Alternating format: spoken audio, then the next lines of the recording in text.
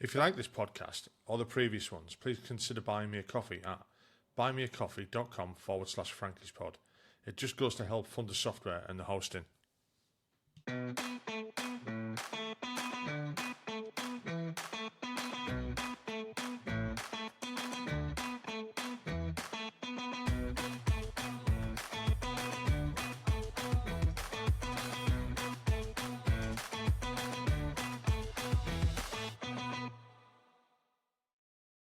Welcome back to the podcast. Today I'm talking to Rich Jones.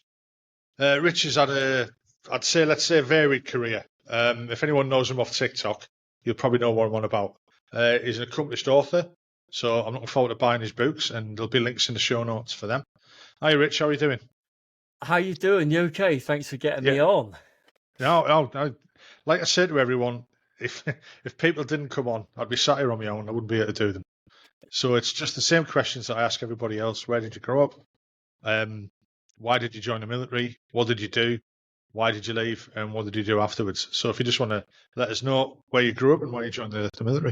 Yeah, so if anyone could tell by my accent, I was born and bred in Bristol, so which is the southwest of England, in case anyone doesn't know where that is. It was all right. I liked it. I was born in '69, which is a good year. Sort of reared in the '70s, and my old man was in the police force. So my mum was a hairdresser. So I had what I would say was a good stable upbringing for a while, at least, with myself and my brother, and typical '70s kids. Out playing outside till the streetlights come on, all that sort of stuff. Do you know what I mean? We used to, the sort of things that most of today's snowflakes would fear, we found that is fun. We used to have stone fights for fun, stick fights. Let's have a stone fight. All right, yeah, okay, cool. You stand at that end, we'll stand this end, we'll chuck stones at each other, and that was our entertainment. Like mud fights, get like lumps of mud, and put stones in them. Exactly that. Each other. All the sort of stuff that I don't see kids doing anymore. We would make dams in the stream. In fact, we used to make that many dams in the stream. We used to sit there with our boots on and just hoof off a turf off the side of the river, carry it round, build a dam right through it, and we would literally block the stream and back it all the way up. So growing up as kids, it was just an adventure, a pure adventure, and we were hard leather in the house. And the only time we knew when they come in was when you'd hear your mum shouting for you at full fucking blast, like, Richard, Craig, and you could hear her for miles. Her voice would carry, and the same as any other kids, it'd be nice in time. And that was like my childhood, and I enjoyed it. Growing up, it wasn't within the city, it was kind of on the edge, so it's quite suburban, if you like. Loads of fields, playing around, and we used to live in police houses, which is like the same as probably military quarters, I guess. We just subsidised housing for the people serving in the police. And we remember, certainly back in would have been the very early 80s, maybe the late 70s, sat on our shed roof, which looked out across the fields. And we remember watching the skinheads and the punks and the mods fighting on the fields. And that was our entertainment when we weren't out playing ourselves, was watching that lot beat the crap out of each other on the fields. And it was proper. It was bad, but that was what we saw. That's what we entertained us from the safety of our shed roof. So growing up was kind of like, it was nice. It was all right. And it was all going really well. It was all going swimmingly until 1984 when my parents decided to separate and divorce. And I've said this on previous podcasts, that it's not a blame game of no one was wrong. It's just the job my dad had was very, let's call it stressful, and it involved a lot of drinking afterwards. He was in the flying squad. It was very violent in the 80s when it was on, when the Sweeney were on. So he lived a very violent and dangerous life. So my dad was naturally, we didn't realise it at the time, but suffering quite bad PTSD. He used to drink a lot. He wasn't a violent man to anyone in the house, but he was just drunk. It made him quite difficult to live with. So my mum and dad sort of went their separate ways in 1984, and I think I was 14, and at that age of 14 years old, when your whole world just shatters, doesn't it? Your mum and dad split up. It's like, oh my God, at that age as well. And I said, it was probably one of the most devastating things I can remember. There's more devastating things more recently have happened, but that was the worst thing in my life at that time. Because at that time, when you're that age, you hadn't seen nothing, you've not experienced No. anything. So divorce is bad news. So that kind of knocked my trajectory of wherever I thought I may have been going in my school life, in my direction, because I didn't really know what I was going to do anyway. My thought was I always wanted to aspire to be like my dad. You know, we lost my dad in January last year, so I always wanted to be like my dad. So me and my brother used to run around with his police notebooks and his pretend warrant cards that he'd make for us, pretending to arrest people in the park because they were, you stop vandalising that roundabout. We're going to take your name. We know your dad's a fucking copper. Fuck off. Oh, right, okay, I don't care. Off I got my push bike. So we sort of, I wanted to aspire to be more like my father, and he said to me, I think I was quite young. I hadn't at the point left school. I was becoming slightly dysfunctional around about that 16, 17 time.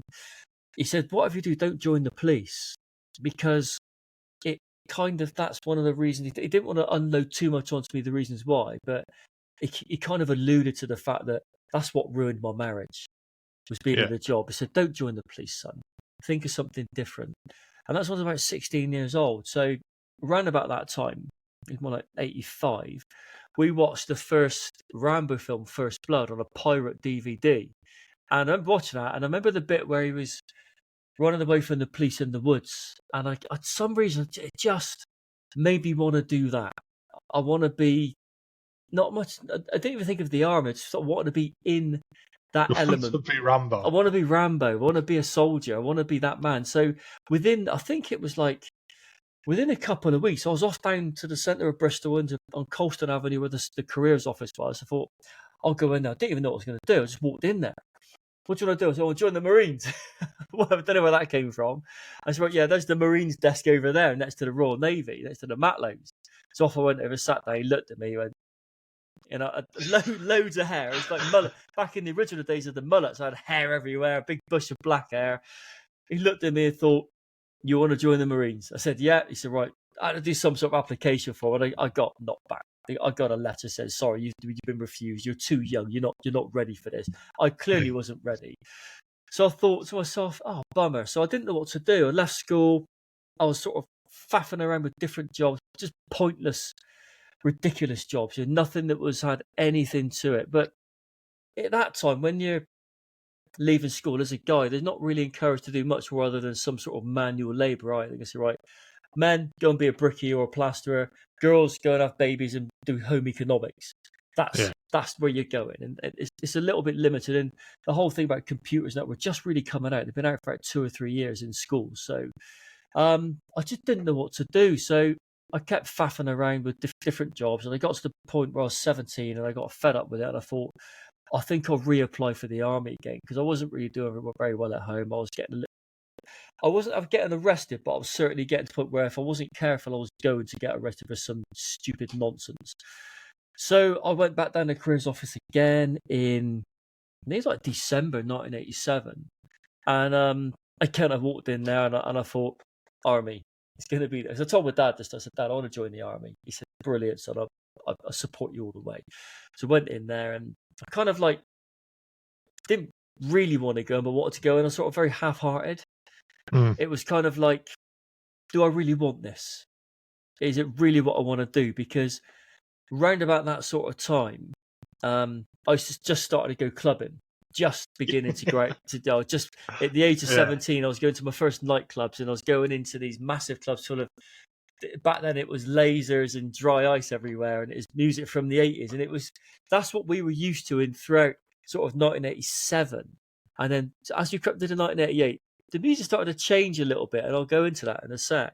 So I applied for the army, and I waited for a while, did a few aptitude tests. They said, right, okay, yeah, you've been accepted so far. We're going to send you to Sutton Coldfield to do your 36 hours, a day and a half, I think it was, of just going and do something like that, yeah. Do your fitness tests and your run and your press ups and all that sort of stuff. So I went to Sutton Coldfield in, I think it was end of March 88, and I still wasn't that fussed about it, because by this time now we were really enjoying our clubbing scene, because house music had been invented and it had arrived. It had landed in the clubs, and it was like, "What is It this landed in magical?" Bristol. It landed. I thought, "What is this magical stuff?" I remember the song. It was things like S Express, Oh, which fucking hell. the theme from S Express. That the first time round. And there's a lot of other songs like that from that era. So if anyone watches, just Google house music from the late 80s, and you know the sort of stuff I'm talking about. And I loved it. And my friends, as you could see, there's a sort of thing gathering when a particular song came on, and it was house music. The floor would just fill with everyone, and it's like, wow. And this is way, way, way before any sort of drugs were involved. It's just drinking ridiculously. So I did Sutton Coldfield.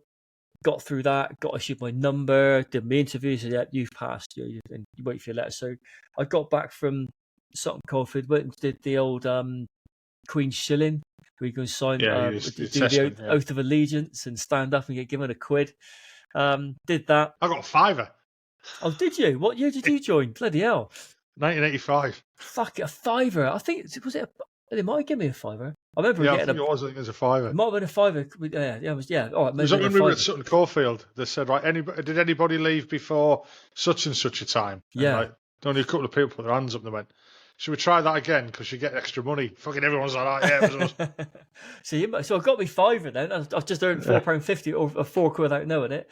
And then we had the dates coming for basic training, which was 88 intake 8809. So it was May 1988 in Catterick.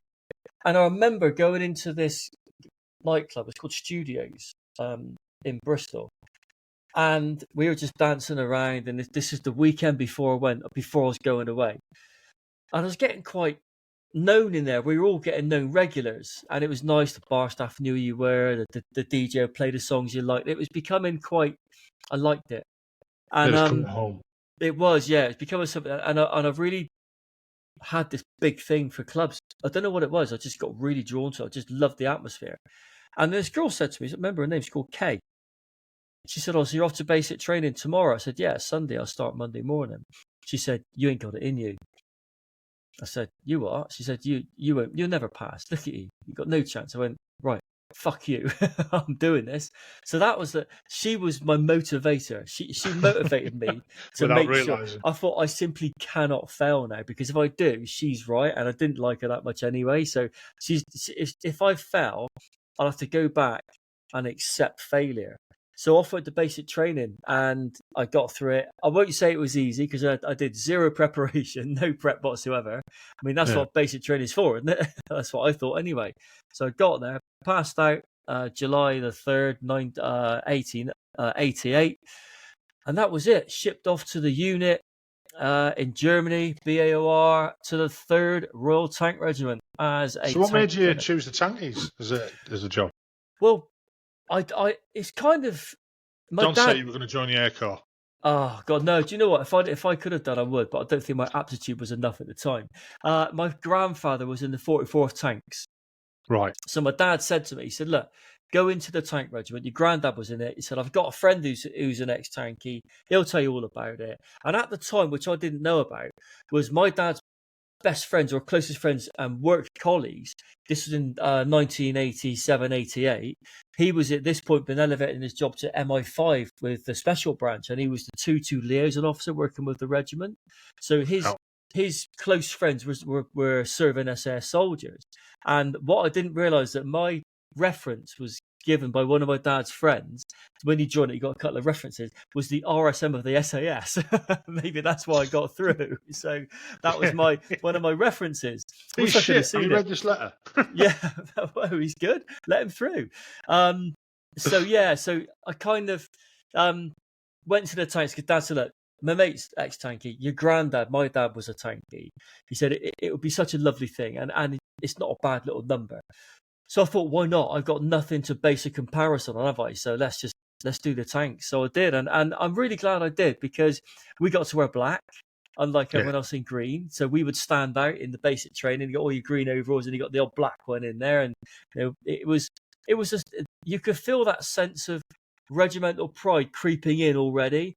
And the cav bastards, the donkey wallopers, we said, "Oh, you got no history." He said, "Well, I don't care about history." He said, "I look better than you do in my black uniform." Simple as that. Why? I never knew that. Why did? I mean, I knew they wore black, but I never knew the reason why. It's because we were the original tank regiment, because we were formed from the Royal Machine Gun Corps to be the tank corps in the First World War, and because we were the first tank regiment, what they did, because we were working on these dirty, oily, diesely things, we'd be covered in grease and shit all the time. So dress them in black, we won't be able to see the mess. So it hides the grease, and it does. Yeah, until they get like a weird shine on them, where you've ironed them enough times, you've ironed all the grease and oil and diesel into them. Although they're washed, they're never that clean, because some clean. of that grease, when you're servicing the guns. And the worst thing is, you're saying that I can smell it. Yeah, well, if you're a cloud puncher, you'll know what these things smell like. And I don't know if you've been in the turrets of some of your mechanized guns. I started off in Abbots. That fucking silver paint, did they put that silver paint inside the turret? That gets all. If you've got black overalls, you come out, you're covered in silver. Yeah. It doesn't stay on the fucking metal, does it? So so I was in black beret, black this, black flashes. Great, Men in Black. It was lovely. And off to the unit. September 1988, landed in Germany with the other 55,000 of us, or whatever it was, and I had no idea what to expect. And it was good. It was It's a shock, isn't it? Yeah, it's hard to describe to people now how big it was over there, because when I arrived, and probably the same for yourself, when you landed, we I don't even know what airport we flew into. First of all, being on a plane, got to the airport, you're still in your civvies. Yes, we're in the civvies, and we off we go, and there's loads of like people in different units or different areas. Like, what regiment you going to? Oh, what are you going to? Right, you're on that bus, and you got a load of army buses lined up, about maybe 10 of them, and they're all just dispersing across parts of Germany, and then they're not empty. They're filling up with men, and this is every 2 weeks. I think, used to go out there, because the intakes would roll over every fortnight. So every 2 weeks, you'd be shipping that many people out there. And it was buses full of men. And off we go. You'd be like, right, who's going to let's say Osnabrück, for example. Right, yeah, you lot, off you get. 3 RTR, yeah, me. All right, off you get, mate. Fuck off. This is your stop. And into the guard room, and you arrive at your regiment. And that's like, everyone says to you, you think basic trainings are, wait till you get to your unit. And you think, what do you mean? And it's like a real eye-opener, isn't it? Because I think when you first go in, the first thing which was nice was everyone had the same cap badge. That was nice. I felt like a part of something. Oh, right, we've all got the same cap badge in there. And then everyone had the same accent. Because I've been in basic, people from up north, down south, east, west. It was everything. So we all kind of like learned how to level down our accents so we could understand each other. You learn not to understand, don't you, very quickly.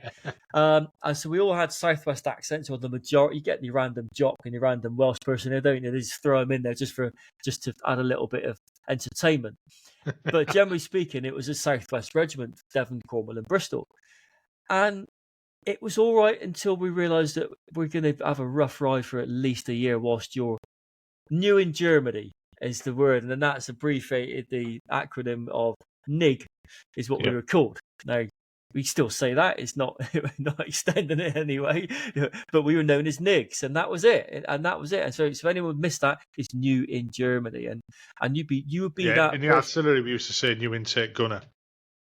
Yeah, it's the same thing. Yeah, same thing. So, but you're guaranteed you're going to get shit for a while, aren't you, from the rest of the lads? Definitely. That shit rolls downhill, and it hits fucking hard, especially that in that time when there's no cameras around, there's no CCTV, and well, it was expected anyway. So yeah, you're kind of half prepared for a bad time, and I think basic training does sort of level up your resilience a little bit, doesn't it? It teaches you to take a bit of shit because you have to. And then you get to a unit and you realise that there's nowhere to run. You got to accept whatever's coming here because you're in fucking Germany, and everyone that cares about you is back in England, and you just got to take whatever comes because it's being done for a reason, you hope. And it was a lot of bullying, a lot of shit going on. And you're just hoping that someone else new arrives fucking soon so the flak can be put onto them. But not just someone new, has to be new in your squadron and then in your troop. Because then that that's the new focal point. It took about 8 months for someone to arrive new to end up in my squadron. It was fucking horrible. But as we spoke about before, it's a drinking culture. And I think there's a lot of how can I put it? When the drinks are flowing, and so it's always a Saturday. Every Saturday was an absolute nightmare because I wasn't one for the naffy bar. I'd rather chill out and watch a movie or watch a film or something. Put BFBS on and watch the telly or something like that. And what you had is the senior troopers, if you like, would be like the ones just before they get the Lance Jack. They'd be on the piss like from 10 o'clock in the morning, down the naffy, get themselves a couple of yellow handbags, come back, and they'd be on it. So by about midday, 1 o'clock, that's when they come knocking. Yeah, that's when they want to start having a bit of entertainment. And you can hear them in the corridor on the block. And if you fuck me, they're coming down now. Oh, shit. And you don't lock your door. You think if they're coming in, they're coming in. And they'll walk in, fucking absolutely asshole. And then they will literally, to the point of you're almost to the receiving end of some form of abuse. And I'm talking anything. Anything. It's just like they don't care. They simply do not care. Luckily for myself, I managed to avoid anything serious. I had a few slaps, a few digs here and there, but luckily it wasn't that bad. But it was the psychological thought of, oh, here we go again. But that passed after about 8 months when someone else arrived. And so thankful for that. It's a long 8 months, though. But once that sort of time had elapsed, you're kind of settling into the flow. You're getting used to your job on the wagon. I was a gunner. You then start like, okay, let's get this guy crewman. Let's get him another trade. So you're then a tank crewman. You do all the jobs on the tank rather than being one or the other. You do all of it. So you're slowly creeping your way through to being recognised and respected. And I think one of the things which really, I think, is the most entertaining for the lads, which is your initiation. It's your official initiation. And it's called a special. It's a drink. And it's usually down the bar. And I mean, you'll know the price of drinks in a naffy bar is like, what, 1 Deutschmark for a drink, roughly 30p back then. Yeah. It's just ridiculous, isn't it? So they said to me, right, Jonah, it's time for you to have your special. You've been here for a few weeks now. And you need to get this down your neck. So they walked off to the bar. My mate Tim, who I joined up with, he was in 5 troop. I was in 6 troop, or one or the other, and he was doing his at the same time. So they both turned up with 2 drinks, one for him, one for me, in a pint glass, in a stand glass. So right, get on the table. Yeah. Down comes your trolleys. Oh God, there's like women in the bar. Oh Christ! And they hand you this pint glass, and it's just like, I don't know if anyone's seen The Young Ones, where it's raining outside, and Vivian puts his hand outside the window in a pint glass and fills it. It's just spitting, and it's got all this stuff dribbling down the side of the glass. It's like that. It's just curdled. It's got cigarette ends in it. People are spatting it. God knows what else. You can't see through it. It's just thick sludge. Right, get it down your neck, son. So you literally stand on a table, just drink this pint. Mine had a pickled egg in it. I had to eat that as well. But once you finish that was it. You're in. So right, well done, mate. Good lad. Pat on the back. Tally ho, well done. You're part of the regiment now. Especially if you kept it down. Especially keep it down. They did advise to go and throw it up because it wouldn't be very healthy, but I couldn't puke it up. So that was it, really. The first year of crazy initiations. And as a tank regiment, we didn't really plan on doing much apart from getting plastered most weekends and going out. But we were given the opportunity to deploy to Northern Ireland in 1990, June or July 1990. We had the chance to go over there. So we then spent about 6 months. We dismounted from the tanks, mothballed them, and then started retraining up and refreshing as infantry, which we found really interesting. So what we did at this time, because we needed to take over a bigger unit, because an armoured regiment doesn't have the right amount of people as an infantry regiment does. So we had to draft people in from other units. So we got a load from 2 RTR, we got a load of donkey wallopers from different cavalry regiments, and we boosted the numbers a little bit. Excuse me. And we spent 6 months training really hard to become infantry, which was good. Because then we got issued the SA-80, which was just behind you, because our first weapon before that was the SMG. And as a tanky with don't SMG, drop it when it's loaded. Exactly, I'll just go off on it. It just couldn't fire it through a wet parker at 25 meters. I mean, that's the same gun that the stormtroopers used in Empire Strikes Back. If anyone doesn't know what it is, so we got the SA-80 with the SUSAT sight, which was great. And we went off to Armagh, off to the Bandit country in July 1990, and we had a hell of a time. It was just something else. We're based in Middletown, operated from Middletown, Keighley, Besbrook Mill, and Armagh City, and we just spent the first 3 months patrolling the Bandit country, which was looking at the borders between Monaghan and such like, and it was really good because I loved the fact that I could probably get shot. I just liked the adrenaline. I liked the risk. I enjoyed the danger. I guess going back to watching that Rambo film, it reminded me of actually something where I wanted to be. I wanted to be in danger. I liked the thought of fear of my life, and it made me feel alive, I guess. So we you said the adrenaline rush, yeah. You do, don't you? And you get used to that, and you kind of need that fix. So we spent 3 months in the rural doing in the countryside. Then we spent 3 months in the city, in Armagh City, patrolling the streets, which is another level altogether. We dealt with a couple of IEDs. We didn't lose anyone, so it was a good tour. It was a successful tour. We all came back, and we all came back healthy, well, fit, and uninjured. Maybe a couple of twisted ankles here and there, but apart from that, we got back. But the problem we had was and again, you'll notice, is back in the 1990. The first Gulf War kicked off. So we remember sitting in our little room in Armagh City, watching a little tiny TV watching Q8 in Baghdad and the Scud missiles and all the tracer rounds going up in the air and the air assault. And we were told, so look, lads, when you get back from here, you're going out because your tanks are already there waiting for you. We sent your wagons out.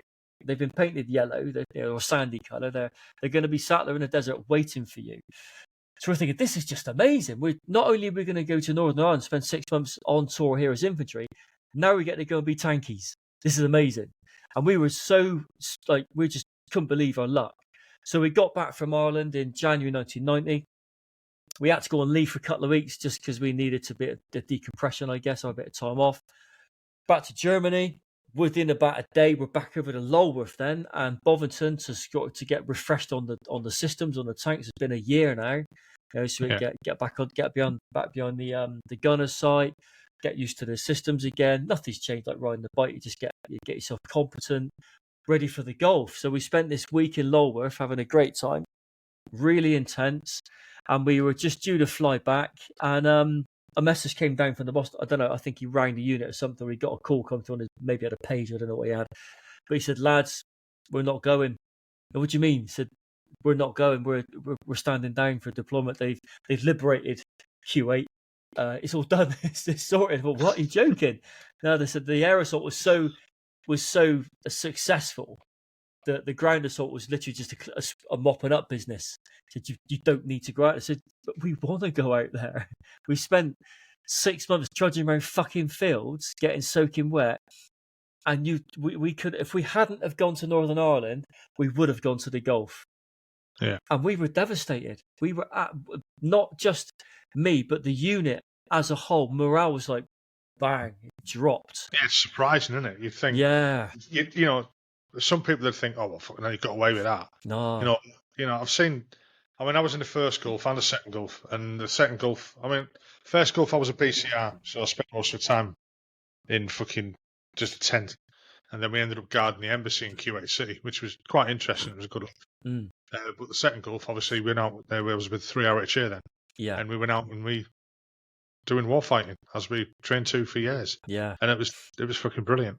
You know, it was excellent. Oh, and mate. to do the job that you've trained to for all them years, yeah, you can't want anything else than that when you've been a soldier. You know, it is what it is. That's exactly it. And it was that chance. You feel like you've missed something. You feel like you've missed a chance. And I think what got us in even more is when the tankers came back.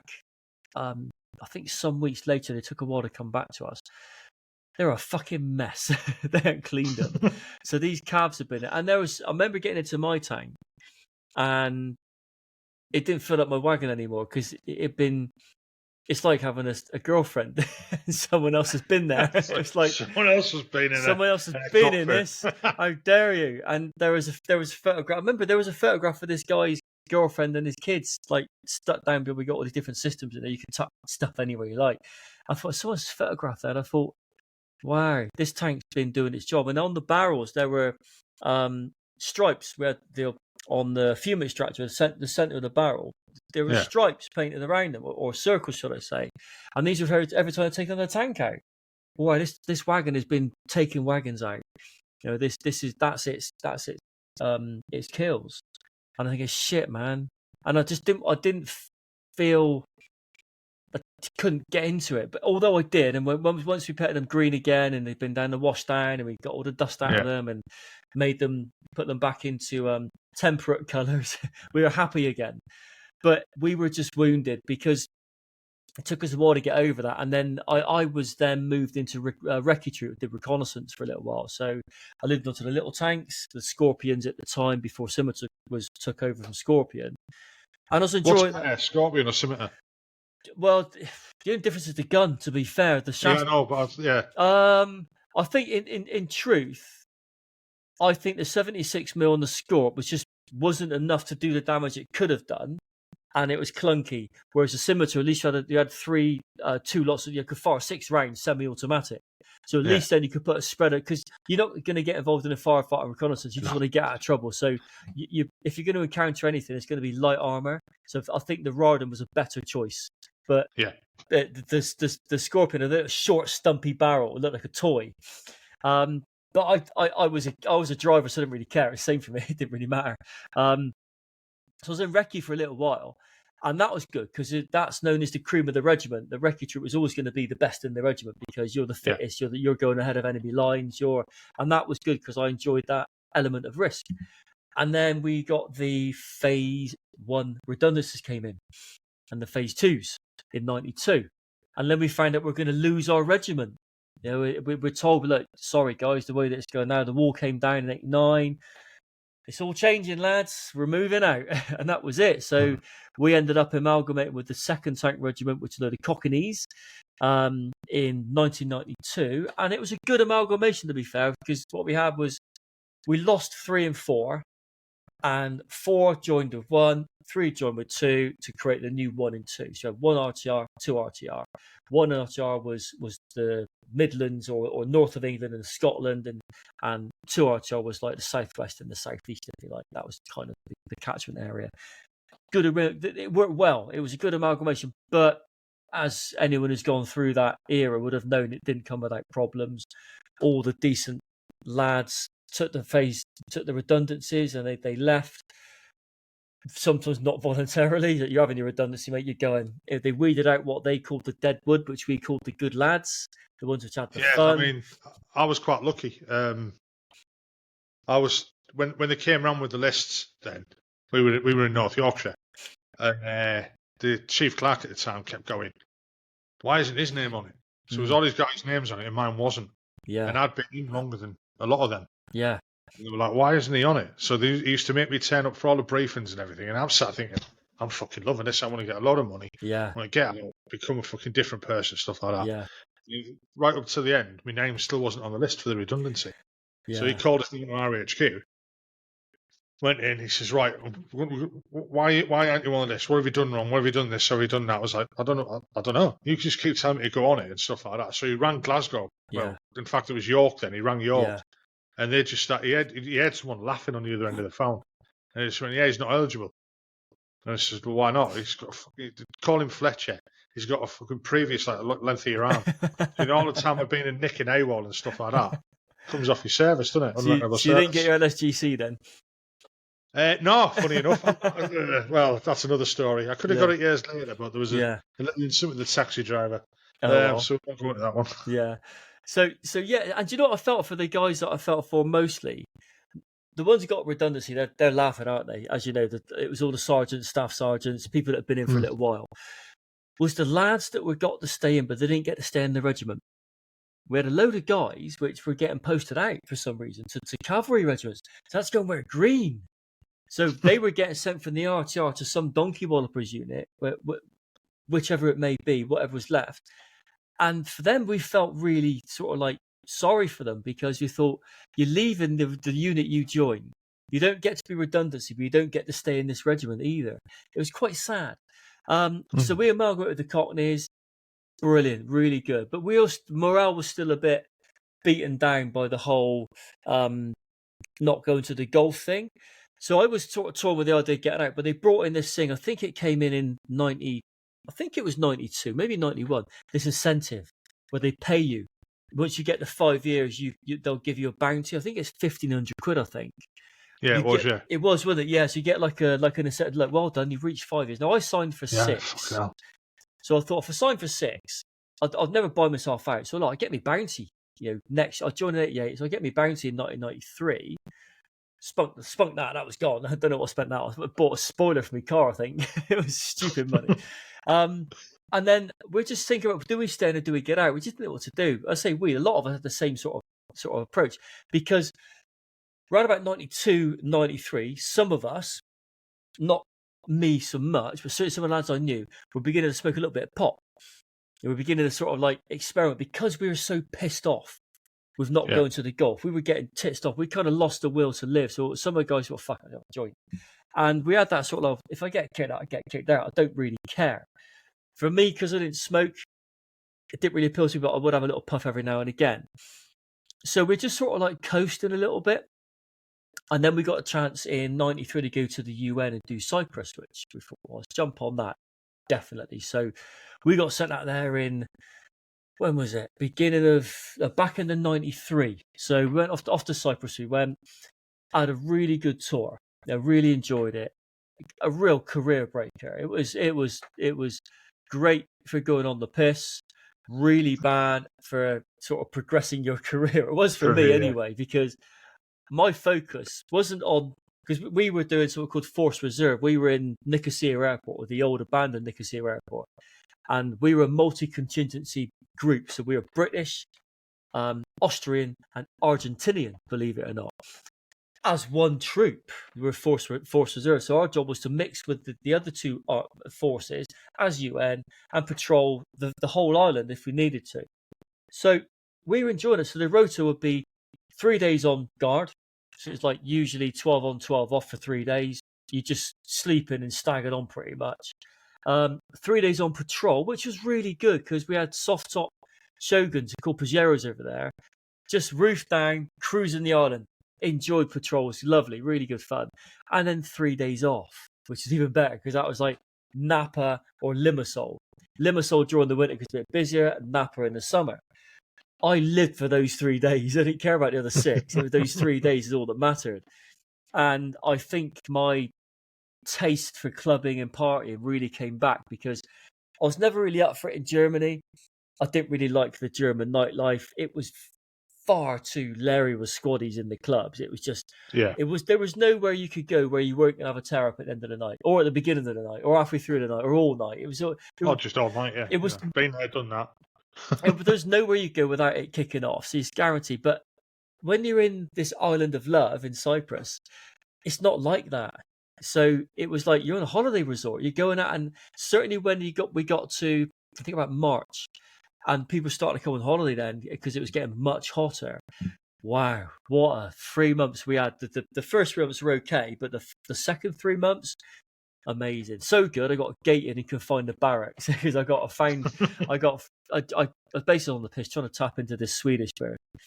And I had to get back to camp because I was on duty that following day. And I drove back absolutely assholed, head out the window trying to get back and just keep yourself awake. Got back to camp at like 5:30, 6 in the morning. I'd literally left straight from Napa into camp, looked at the orders. You're on stag at 7 o'clock. Thought, oh, God. So I ended up going on duty with an Austrian, and I ended up, long story short, I said, look, mate, I got to get some sleep. I am fucked. It's not covered for you. So I went up to this building, which is a derelict building, which is where our toilet was. Went in there, there's a blanket on the floor, got on the blanket, wrapped up. I just went to sleep. And then next thing I know, the door's been booted open. Looked up, my troop sergeant. He hated me because me being so dysfunctional as one of his troop.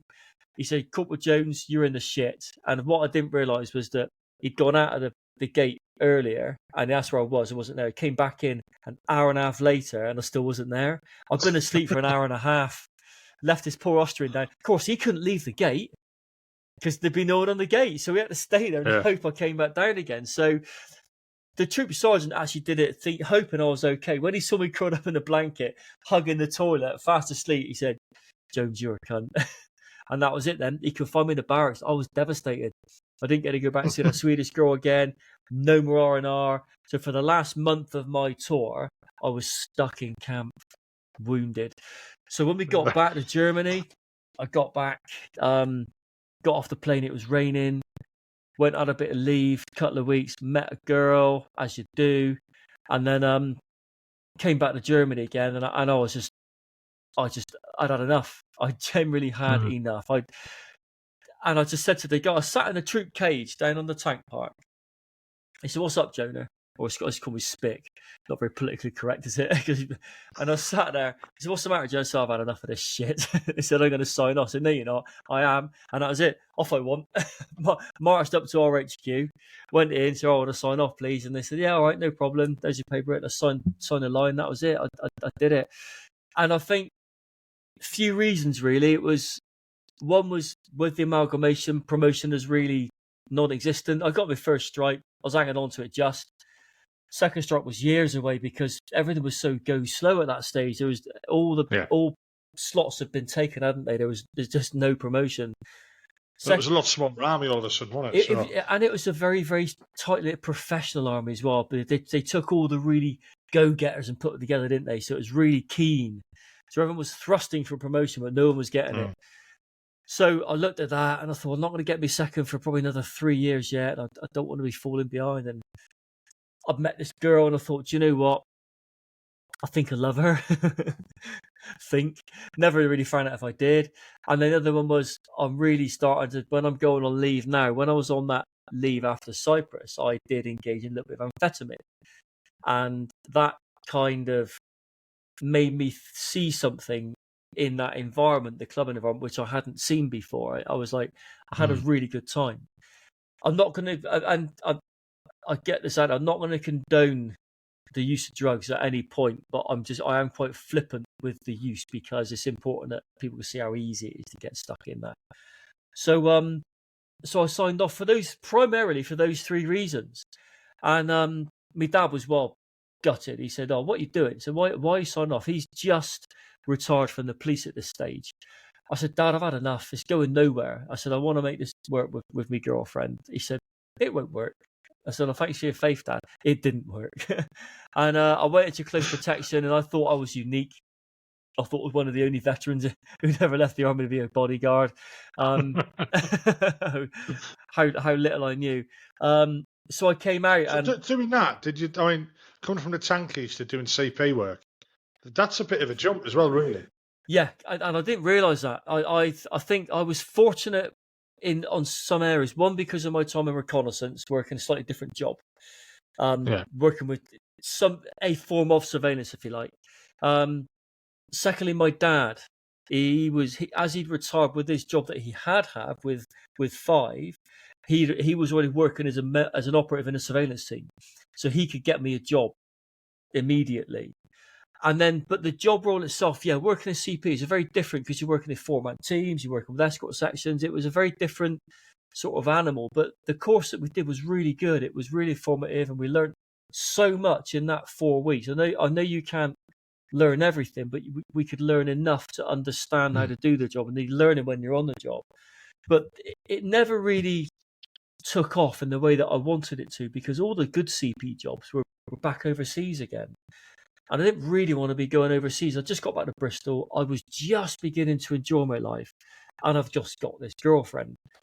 So I kind of like, so what can I do? And as we said before we started the show, was like, I had this kind of this extended leave for 3.5 months, because my lot were sent over to Canada to do op for enemy. So I was on rear party. There was no one there. And as you said, there was no leaving do. There was there was nothing. It was just a couple of, even my closest mates were on op for. I didn't even see my closest mates. There were a couple there. We ended up having over the mess before I left, which is quite good. So we just sort of just left. That was it. Yeah. There was no flags being waved. Nothing. And I thought, I remember sitting on a bus stop, and I got my army duffel bag, and all my kit's going to be arriving some weeks later on in the old MFO boxes. And I sat there and I'm just thinking, is this it? I just started looking at the bus stop thinking, I'm excited. I'm really excited, but I'm thinking I expected more for when I was going. Is that it?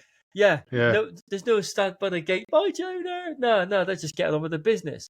So I got back to Bristol and I started to rebuild my life. It's where it gets complicated now because I wanted to get the CP and surveillance, and I did. I also desperately was really starting to enjoy what's happening in the clubs because all my friends that were dancing the house music in 1988 when I left, they were still dancing the house music when I came out. But there was an increased circle of friends, and some of them were engaging in drug use. Some of them weren't, but a lot of them were. And I was starting to take amphetamine at that stage, which is speed or whiz. And I was doing door work I did it for 2 or 3 months.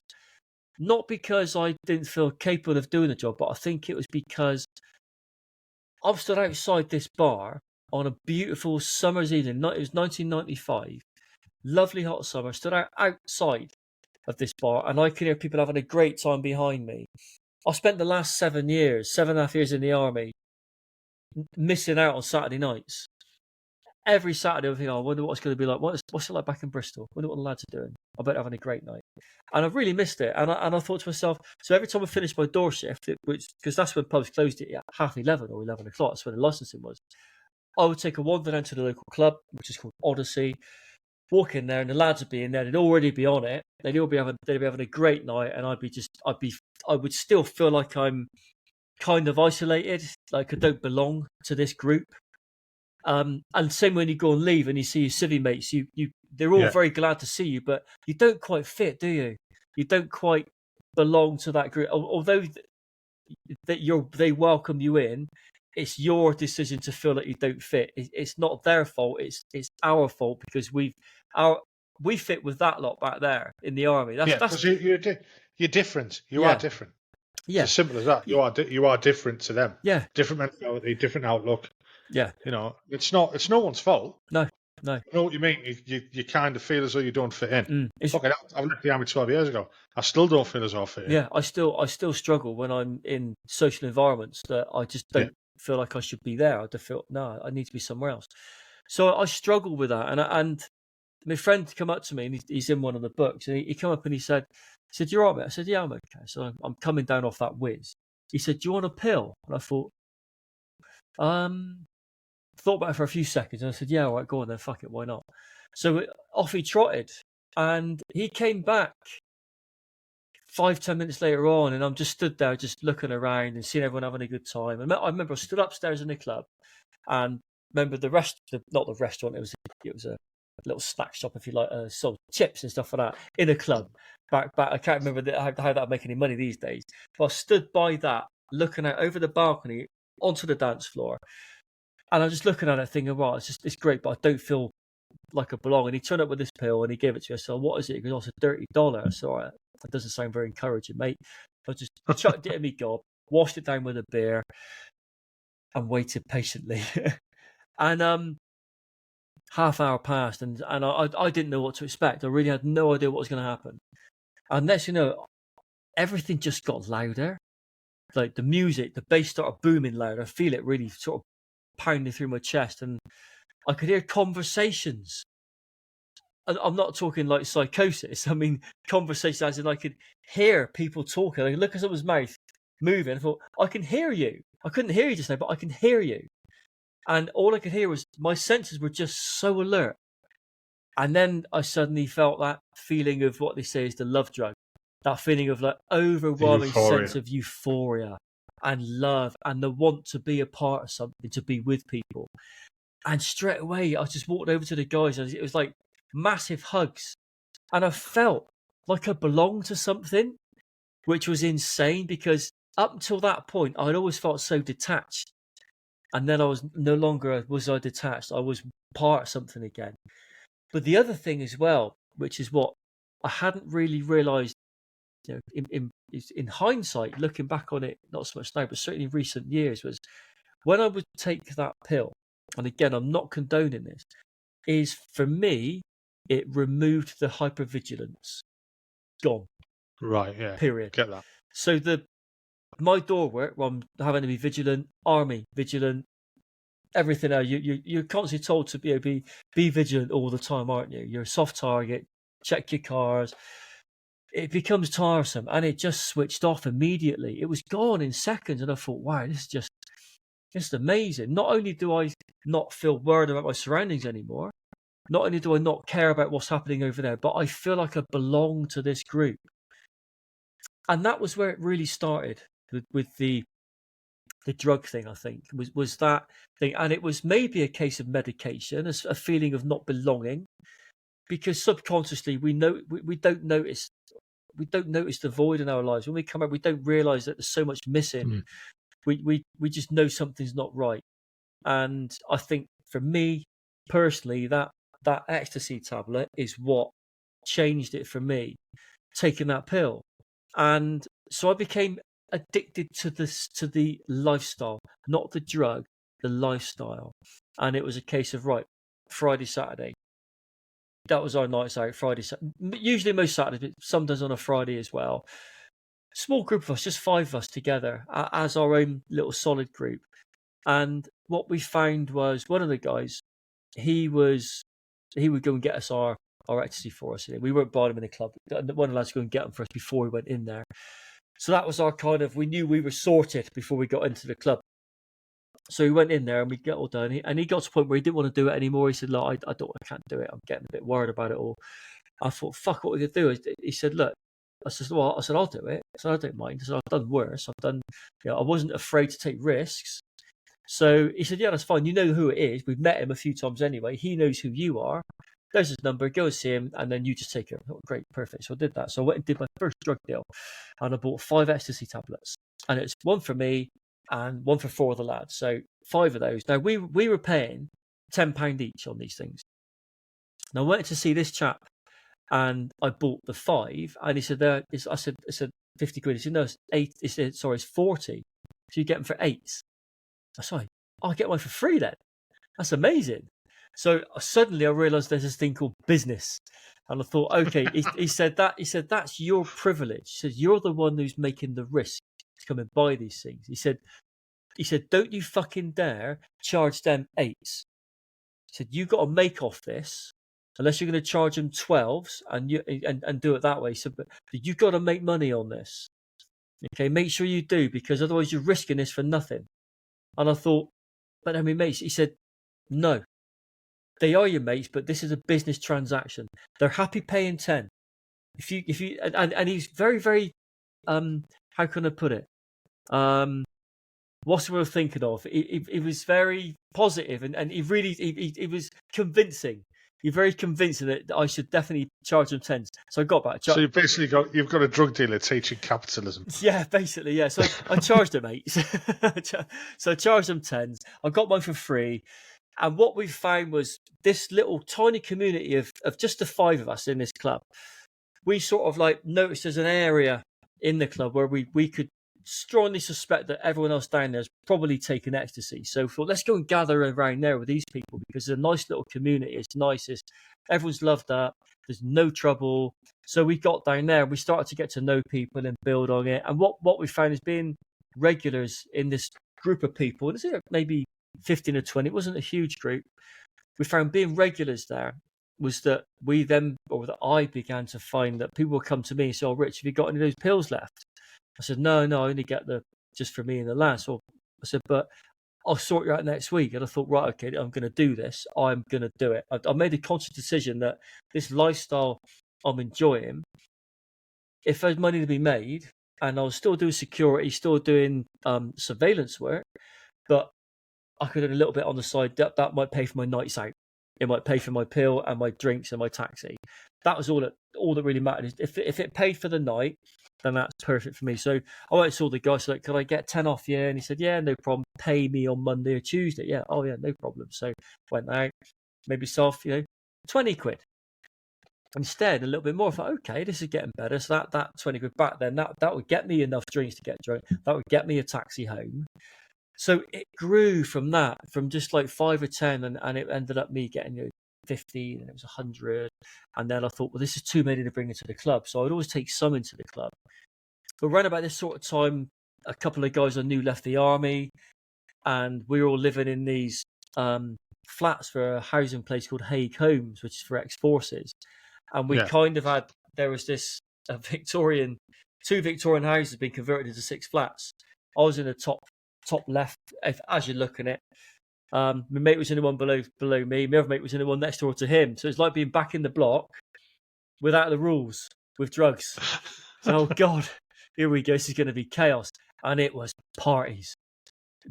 Everyone, the gathering that we had in the club, which is growing all the time. We ended up that it was known as Pillhead's Corner in the end by everyone there, and they knew what was going on. And the gathering that was in there, most of us would come back to my flat, which was tiny. It was teeny, and I used to have to limit the people coming in. So my buzzer to get in top floor is one of those, push the bell, and I'll push the key on the thing in my flat, and it opens the door downstairs. So the buzzer, luckily, it was one where the longer you hold it, it keeps going. So if you push it once, it goes, eh, eh. I developed a code, which I'd change every Saturday for people to come to the party. So, right, the new code is this. Eh, eh, eh, eh, eh, eh. And after you always groups 3 sets of up to 3. Maybe like 3, 2, 1, 1, 2, 3, 3, 2, 3. And if they don't get the code right, you ain't coming in. And then people down there pushing the buzzer randomly, hoping they come in. No, sorry, you don't know the code. And they'd be literally crazy. He's got his vision to write loads of people on ecstasy learning Morse code. Oh, could you imagine it? And we're on the top floor, and you can hear music coming out the window, and there was no neighbours. I can't think why. And it was just absolute chaos. It was getting that organised in the club. Certainly from 96 until 98, where we were doing this for 3 years in the club. Certainly for the last 2 years, my mate was involved as well. We had it properly sewn up. So what we had effectively was we had the door controlled. We had a couple of door staff on board with us, paid with ecstasy. We had 2 bar staff, because there are like 5 bars in this club. 2 bar staff on separate bars, paid in ecstasy. So that was our drinks covered. We had the assistant manager on board. So he would bring our stuff in for us during the day. So we have to carry it through. During the day, bring in a bag full of pills. He'd sort it out for us. We had the DJ and the lighting jock on board as well. So we had a good spread of people across the club working with us to create that perfect night. The music, the drinks, security. It was absolutely amazing. And that was 3 years I remember very little about. It was just, I just remember certain parts of it. And it was it was just chaos. It was craziness for those 3 years. No trouble. There was no dramas. There was no one getting stabbed or shot. It was very gentlemanly. It was the 90s, and it was like the equivalent of the 60s. That's how it felt like. It was just a peaceful, happy time with some major come downs on a Monday, Tuesday, and Wednesday. But generally speaking, we were going out. I say we because we were pretty much all of us doing it. Was Thursday, Friday, and Saturday nights, 3 nights a week going out. Sunday, recover. Monday, try to recover. Tuesday, you're beginning to get your faculties back. Wednesday, right, back on it Thursday again. So Wednesday was your only day where you felt relatively normal. We did that till about 98, back in the 98, when I met my then wife, who's now my ex-wife, in the club. She knew nothing about it, and I know she fell pregnant quite quickly, and our first son was born in 1999. And once I knew she was pregnant at the beginning of 99, I thought, I've got to sort my shit out. This is just not working, because she's not down the club. She can't drink, so it's not fair for me to go out. So I stopped going out. I literally downed tools, and I said, right, anybody wants anything, you have to have it before you go into the club, because I'm not down there. I couldn't trust my mate. My mate was working it with me, who was my neighbour, ex-forces in my regiment. Couldn't trust him to do it, because he just used to eat them all, or spend the money, or both. Either way, he was getting us close to being in the shit, because he was just spending the money quicker than we were making it. And we weren't making much. We were only making maybe a couple £100 each a week. It wasn't a huge amount of money, and by the time he'd spent 200 or 300 quid of that on being flamboyant and pretending we're making thousands, there's nothing left. So me and him went our separate ways, and I went and got a job working for Initial Textiles, driving a van. I just took any job. I've been technically unemployed for 18 months, did a bit of surveillance here and there, but technically unemployed.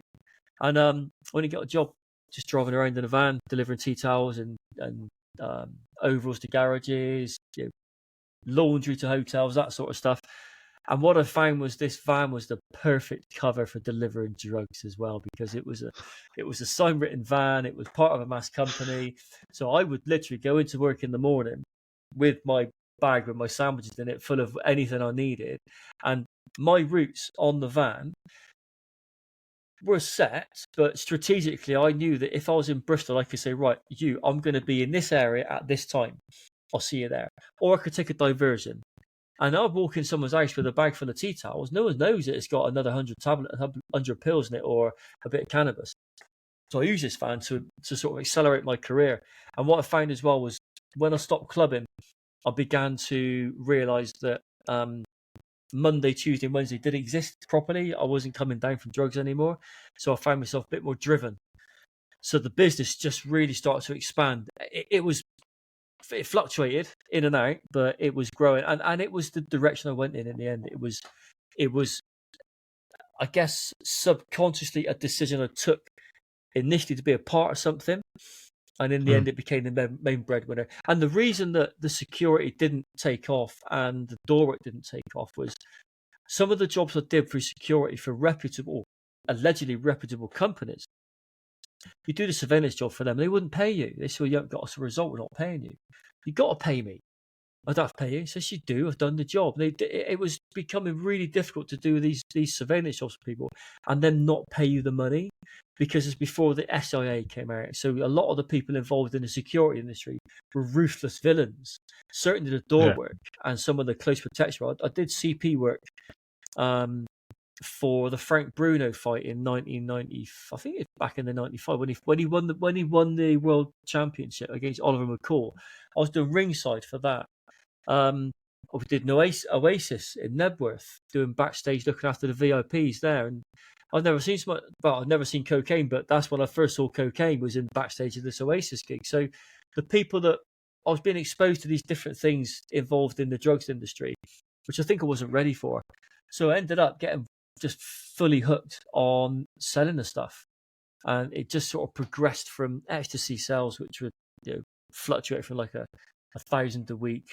In the end, I was buying 5,000 or 10,000 a week, and it was they were flying out, but they weren't making any money anymore. They in 97, 98 we had the great ecstasy crash, the crash of Wall Street, the great ecstasy drought, and there's nothing good around it. And what happened was a new pill was landed on the scene after there being nothing for ages, called a Mitsubishi, which rebranded the whole thing. People used to call them Mitses rather than ecstasy. And what happened then was, because it was a branded item, because there's no copyright in the drugs game, people were copying these things and putting less and less ecstasy into them. So the quality was dropping. So we ended up with a price war. So when if I was to buy, let's say, for example, 1,000 pills, let's say back in mid-97, for argument's sake, I may pay around about then, let's say, for argument's sake, £4 or £5 a pill. Son of a 6 or 7. 2-3 years later on, you're paying £2 or £3. Eventually, I'm buying them, let's say some 5 or 6 years later, I'm paying 30p a pill. So something's got to give. But they're not being sold on for that much money. They're being sold on for like 50p a pill. So you're making 20p on a pill. So you're making, pennies, which is not worth the risk for going to prison. So I stopped selling them. I'm not going to bother with those. They're just not making money. So I then looked at where the customer base was, looked at what my suppliers were doing, and they said, oh, maybe you should try cocaine, Rich. Okay. So I just looked at it as an option. I thought, well, I don't really have a customer base for it. I don't want to get involved in selling grams running around, because I've got a young son and I've got I got married in 2002, so I was due to get married around about 2001.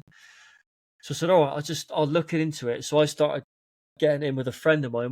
We immediately got involved in adulterating it immediately, rather than buying it. And as it was, there was never enough to go around. So we get one, turn it into 3, and then do it that way. So I took a quarter of a kilo once, and I tried to bash that out to people that I knew where they were getting their stuff from. So that, okay, do you want to try mine? And I grabbed the customers and pulled them in that way. Bit of a hostile takeover for some people, but I took a few, and that's the direction I ended up going in. And that was when life became horrible. The people involved in that industry were just such different animals compared to the ecstasy game. Ruthless, greedy, dangerous. You name it, anything with an us at the end of it, and horrible, they were it. And it was highly stressful. And I found myself going through this phase. I think it was round about 0203 time. Still had the one son. My second son was born in 2005. Around about 0203, I was having to work with some really dangerous people, some pretty horrible characters. And what I found was the buzz that I used to get when I used to go and buy some ecstasy, I'd get an adrenaline from that, from the risk of getting caught. And the payoff for me wasn't the money, it was that I'd managed to get away with it and not get caught. That was my payoff. That was my reward. When I was selling the coke, what I found was working with people which were highly unpredictable and very, very ruthless, was that there was no payoff. The risk was there. It was elevated considerably. Yet there was no euphoria at the end. It was just relief. It was like, oh, thank fuck, I've done that. Thank fuck, I've got him paid off. It wasn't like, yeah, I fucking pulled that. It changed, and it was gone. That euphoric sort of sensation of like the the adrenaline shot that you get after successfully completing something dangerous. It wasn't there anymore. It was gone. It never came back, and it then I realised then that it's not good. So I was desperately trying to find a way out of it. Always was. I never really wanted to be involved in it. I just needed to find an income enough to support my wife and my son. But And I mean, some people would say you took the easy way out by dealing drugs, but it sounds as though it wasn't the easy way out. It sounds more stressful than fucking most jobs. It's a really good point, actually. Because some people say that drug dealing is easy money. I said, have you tried it? Have you? And no. So I can assure you, it's not easy. The way that the way it's potentially good money, but easy money is maybe driving a taxi with an old lady in the back. That's easy. Excuse me a sec. A frog in my throat. But it's definitely hard money. It's just the rewards can make it look like it looks like it comes easily, but when you add the stress that you're working with, it's really hard. And I find I mean, people don't say that. They say, I mean, what's the fucking layer cake? Yeah. If anyone's watched Layer Cake, if someone started listening to your story, it doesn't look like Daniel Craig. Yeah. I've not seen you in Speedo, so I don't know. Not yet. I haven't stood up yet. They'll be thinking that, as much as, I do. You think someone's a drug dealer, especially when you start talking about like coke and stuff like that. You just, you have your imagination runs wild, and you think, lock, stock, and stuff like that, and it's all fashionable. Yeah, but do you know what? But it's not. A good point you raised there is Layer Cake is I think is one of the closest films I've seen to how I live my life. Now, I don't know how many people would agree with this, but do you get anxiety if you watch Layer Cake? Because I get extreme anxiety when I watch it. It sets me off. Because I know the ending. Yeah, well, it's for me. It's not even that. It's the stress that's put onto Daniel Craig's character in that position. I've been in those positions, and I think, fucking, I remember that. And I get extreme anxiety when I watch Layer Cake. I get anxiety watching Rise of the Foot Soldier films, because although some people said a bit blown out of proportion, I mean, I find them highly entertaining. Craig Fairbrass is brilliant at portraying a character and the sort of people that I've come across in real life. So I get anxious watching Rise of the Foot Soldier and Layer Cake, like bad anxiety. Yeah, I get that. So it's that's the reality of it, and it's so that they're so real. Aspects of them are so real, So that world into cocaine was really turbulent, and it maintained its turbulence right the way through. As I was trying to get out of it desperately. So one of them was to say, right, can I set up a business? So first, and it's usually had to be a cash business because I need to do a bit of laundering or allegedly laundering to get it going. So right, let's try a snack van. So I tried that. That went tits up. That's featured in the first book. It was actually in the book I portrayed it was a car part stand. It wasn't. It was a snack van that I had. So that went tits up. Just while in that time frame when I was working in the snack van when it went wrong, it was in spring of 2006. There was a massive arrest, and this arrest meant me losing. I'd just taken on board 3 kilos of cocaine on credit, which you do anyway. That's how you do it. It's all done on tick. And there was an arrest which led the police to the address where it was stored, and I lost it. It was seized by the police. That put me in a hole of about 80 grand overnight. And then I had to pay that off. So I had to sell everything I owned. Now imagine trying telling a wife who's just had our second son, how do you hide that all this has gone so wrong? Because they don't know about it. They just see me with my snack van that's doing all right, and it's not doing all right, then it's doing all right. It's very up and down your business, Rich, isn't it? Oh, yeah. So how do you sort of? So she had no idea you were. No, anything clandestine that I did, I said I was still doing a bit of surveillance on the side, a bit of security. So I always use that as a plausible reason that I would be evasive or secretive in any way, and it worked. She was, bless her, completely clueless about it, which is either a testimony to my ability to lie, because my dad being in the police force when I was a kid, if we were naughty, we had to lie really well because he'd find out. So we learned to be evasive from a very young age. So I think I just carried on the tradition of just hiding the truth. So trying to hide the fact you're now 80 grand in a hole and you've got to sell your car and we can't afford the rent. So I've had to then fake. Well, I didn't fake it. I did actually have a mental breakdown. I tried to kill myself in early November 2006. I had enough. I was paying some of the debt off. And I had a proper breakdown.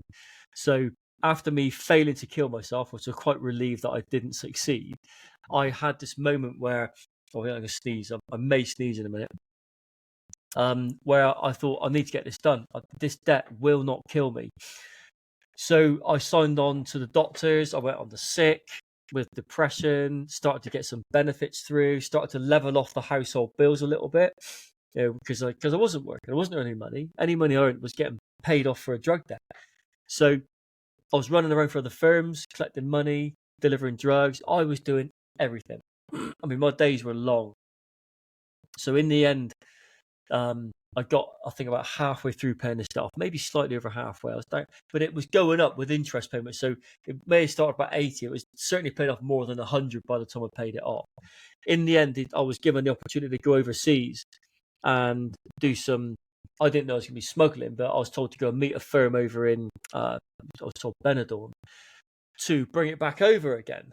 And the plan was I'd go over there, they'd give me the money, I'd go over there, meet this firm, get a couple of kilos off of them, bring it back, and they'd knock some money off the bill. And I was going to do that as well as everything else. So that's like the second book, which is Overseas Operations, is all about my trip overseas with these firms. And that in itself was I'd imagine that's fucking scary. Hell of an experience. So the aim was to, and so many things which I didn't even consider, is you get given your money in the UK. So it was 42 grand, I think, thereabouts. So they're paying 21 grand on each one. Okay, so I got 42 grand. I'm not taking it over the sea in English denomination because they're too big. 40 odd grand is about this big, even if it is in 20s. So you've got to change it up in England first into euros. Now you can't just walk into the bank with 42 grand or into your bureau de change and say, there you go, change that to euros. Down in Asda. It's just not happening. They're gonna raise some sort of questions about that. So it's all done through dodgy networks. People that know people that operate and they can get hold of these things through the bank. There's bureau de changes which do it, but they don't operate due diligence in the same way. They may give you a slightly lesser rate though. So that was the first risk, was handing over 42 grand of money that wasn't mine to a firm that I'd never met, only through recommendation. And then they came back and I gave them a little duffel bag, a little rucksack with the money in. Rucksack came back, it felt fucking empty. Hang on a minute. So I just go to the toilet a sec. I want to check it. Opened the bag, I looked aside, where's the fucking money gone? They've had me, I thought I've been robbed. Put my hand in and found this envelope in the bottom. Opened it up and it's full of €500 notes, which I didn't know existed. And I then looked and I thought, no way, they're 500s. I've seen 200s and 100s, but not fives, these big purple things. So I looked at, right, 42 grand, I need 84 of them. No, 84 of those. So I just counted 84 out, got it wrong, panicking, slowed down at 84. Okay, 42 grand in euros, boxed off. Don't even need the bag for this, back pocket job. So that's my first learning curve, was the way the money changed. Overseas, overwent. Now, the aim for me was to drive over. I was going to go Portsmouth to Le Havre because I wanted a night crosser to get a little bit of sleep because I was getting quite tired. And then to drive down through France the next day to the Pyrenees, go into Andorra-la-Velle, check into a hotel, buy a 3-day or a 2-day lift pass. So that's my reason of being there, was I'm going skiing with the lads from the army. So that's why I took some ski kit in the boot, had everything ready, me old ski jacket and me crappy salopettes, everything else. That was my reason for being. In case customers pulled me on the way back, what have you been doing? I've been skiing in Andorra. There's my. So I got down to Andorra, paid the hotel on the card, bought the lift pass on the card. So I had a digital trail of me being in Andorra. It was there. That's me. That's my footprint, if you like.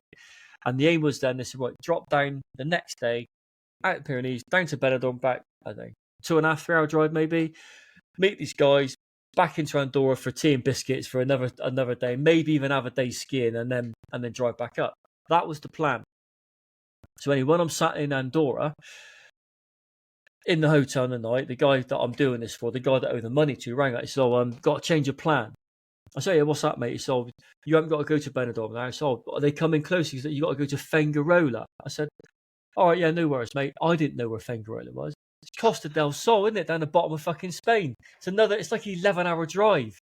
So I said, there's me thinking, that now blows my little skiing trip out of the water now, because I'm now going to be down this water. I thought, actually, still could work. I could get down there for the one day, pick up the drugs, stay there for the night, and then drive back up. And I could still, in theory, not have a day skiing, but still, in theory, I'm on my footprint would say I've still been in Andorra for those 3 days. All right, fine, I'll do that then. So next day, off I go down to Fengarola. I got there about 11 o'clock at night. Met my contact, fucking Scouser. What's going on? Where did he come from? Anyway, met him up. He put me in a hotel for the night. I thought, this is all right. He said, I'll chuck you in a hotel, mate. He said, you had a long drive. He stuck me in a 4-star hotel. So I thought, I don't mind this. It's quite nice. It was in, when was it? February. So it was winter, but it was warmer down there. He said, I'll come and see you in the morning, have a chat, and tell you what the plan is. Yeah, no worries, mate. So I had a bit of breakfast that day, and he came and saw me. He said, let's have a look at your car. Let's see what motor you're using, because we want to see if it's a good car, if you're going to get pulled, any problems, where can you stash it? So we're looking around it. He goes, you got a renter? I said, yeah. He said, right, that's one tick in the wrong box. He said, you're another tick in the wrong box. I said, your profile says you're a courier. Great, visibly. So have a look at your boots. He popped the boot open. In the back, I've got my DOS bag, which I carry everywhere, just in case I have a breakdown. So I got my army slug in there. He goes, what fucking unit were you in, lad? I went, I was in the tank. He goes, I'm an ex-Royal Green Jacket. I went, no way, you're a squaddy.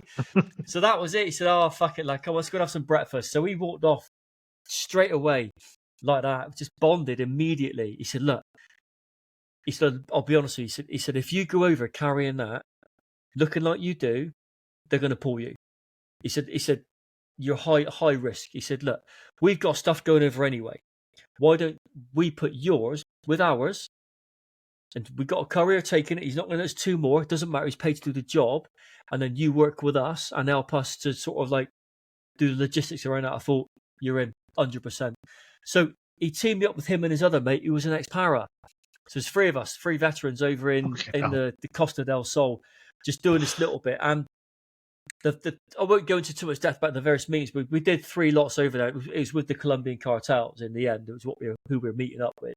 And we did a bit of escorting the guy that was carrying the drugs in his vehicle.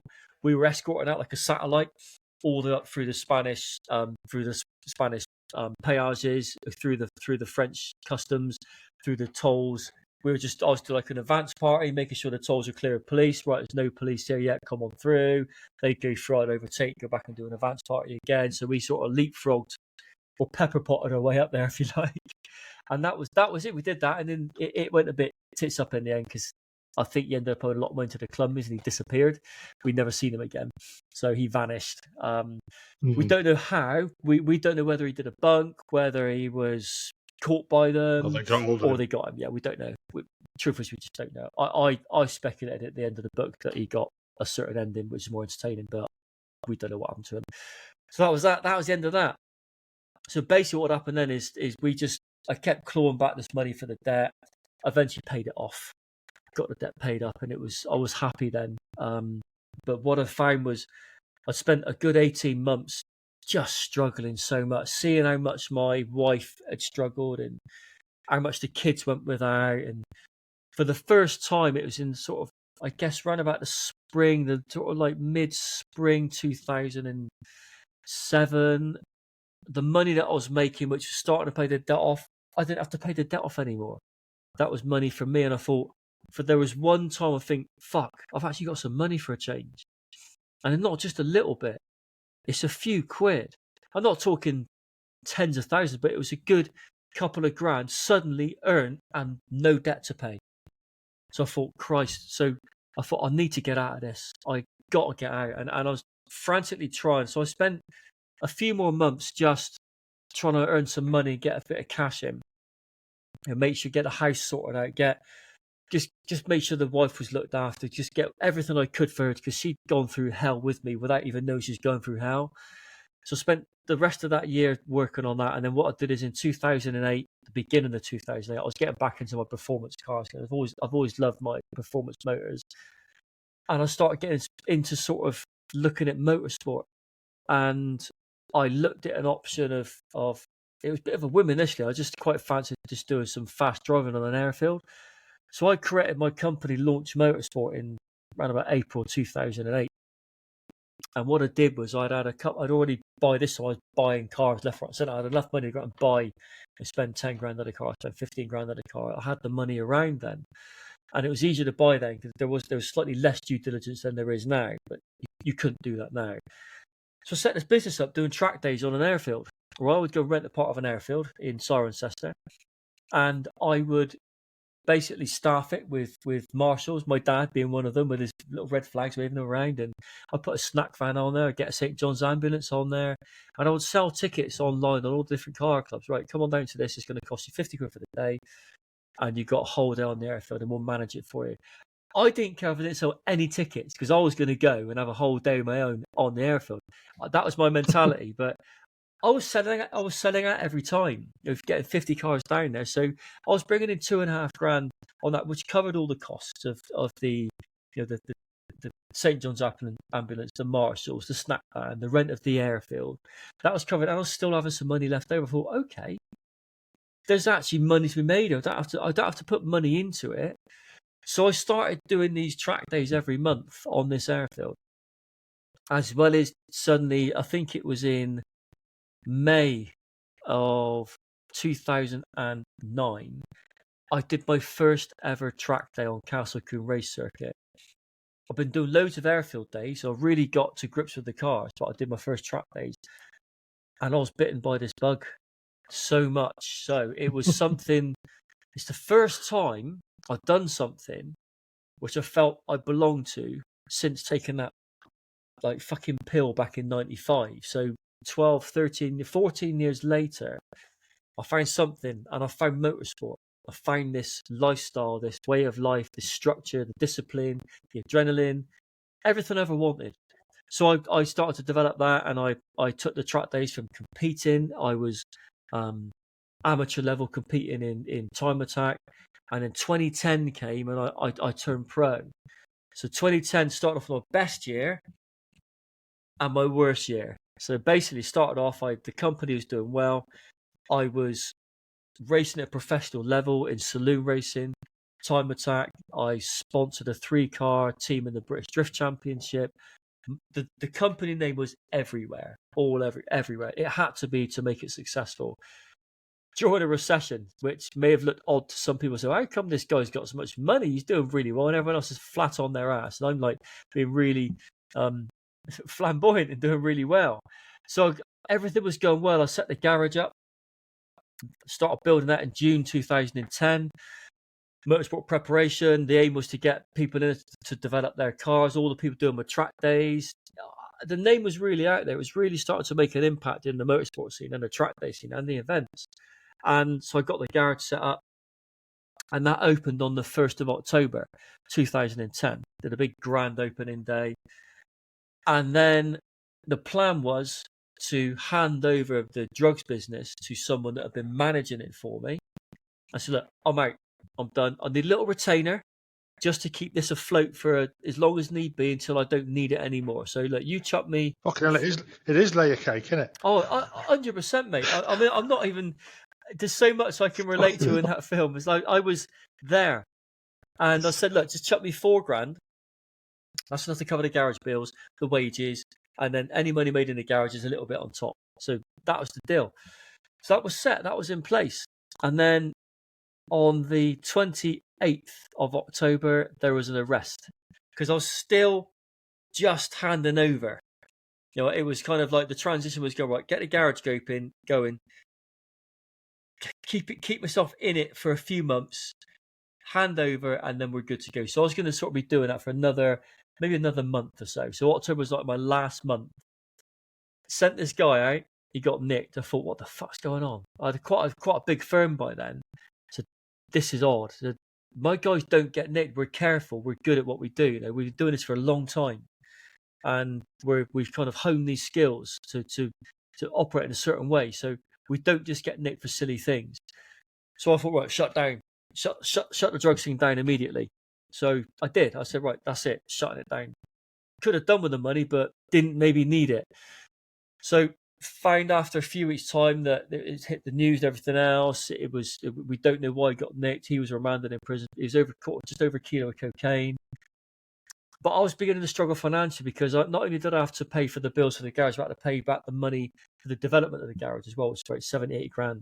So everything I had, I was struggling with. So I was beginning to sell off stuff from the garage, which I didn't want to. There's loads of, I guess, assets I'd accumulated over the last 2 years, which were worth a good few quid. Parts of cars, parts of racing cars, having to sell it. So the guy that was managing it for me said, look, why don't you go back and get back in it again? It's been a month. I said, nah, mate, I don't like it. Something's not right. He just give it one more. I said, look, get yourself a couple of quid in. I said, I got no runners. He said, well, I got someone for you. So, fuck it, go on then, all right. So I sent this guy down south to do a job, to pick up something. On his way back, he got nicked. I thought, hang on a minute, fucking hell. So, that's definitely stinks. So that was it, shut down straight away. I thought, two deals, 2 arrests, nothing in between. That's definitely, I'm being watched 100%. So that was it. I left it. And then December comes in, it's freezing cold, it's horrible, business is bad. We had that really cold winter in 2010. It was just horrible. And I'm sat in my garage and it's 30th of December. And I've knocked the staff off and my phone rings and it's a lad that used to be one of my regulars. He goes, I should do a little bit. Because it was like mates, right? So look, he said, Rich, can you help out? I said, no, mate, I'm done. I'm out of it. He said, but do you know anyone? I said, well, yeah, but I don't want to get involved. I said, look, all right, I'll give him a mate's number. All right, you go and see him and just do what you got to do. You do your thing. Right, my mate's like, this guy wants to sort it out. Can you help him out? Because yeah, no problem. So they exchanged numbers, left them to it. So New Year's Eve, I'm sat there in my garage and my phone rings. It's the lad that wants it. I said, what's up, mate? He said, your mate's not answering. I said, well, just ring him again then. He said, well, all right then. My phone rings again. It's the other guy. I said, what? He said, your mate's not answering. I said, oh, Christ, they're probably bouncing each other's phone calls off each other. So they just both rang me, which shows a conspiracy triangle. So just sort of take note of that one. And so what happens? They eventually catch up. They go and do their deal. I just thought nothing of it. I'm sat there in my house. It was like, I think 10:30 on New Year's Eve. I'm just trying to enjoy myself, but I just can't get into it. I'm already know I'm in the shit. And my phone rings, and I thought, what the fuck's this? And it's the lad that had bought the stuff. I said, are you okay, mate? Happy New Year. He said, no, I just got out of the police station. I went, oh, for fuck's sake. He got nicked. So he did this deal, and he got arrested when he drove away from it. So then we know for sure that we knew there was an investigation going on. And that was the last cocaine I had anything to do with, was December the 31st, 2010. So then I was really waiting to see when they're going to come and get me. So I'm just going through the winter thinking, well, they ain't come yet. I'm not doing anything yet. Getting to sort of like early spring, March, no one's come yet. I might be right here. I might have just slipped through the net. And then April comes, and I'm sat in my garage. I'm sat at my desk, and I've already sort of said to people in the garage, look, it's struggling. I've let 2 people go. I've let 1 mechanic go. I've let my manager go. I was just me and 1 mechanic left over. So I'm sat there, man in the desk, and it's about 8 o'clock, 7:45 in the morning. So the mechanic hadn't arrived yet. And I could see out through the window, through the door, quite a nice spring morning, to the hard standing where we used to park the cars. I just see these 3 dark cars just eclipse past the door. I thought, no, that's for me, isn't it? And I thought, fuck, here we go.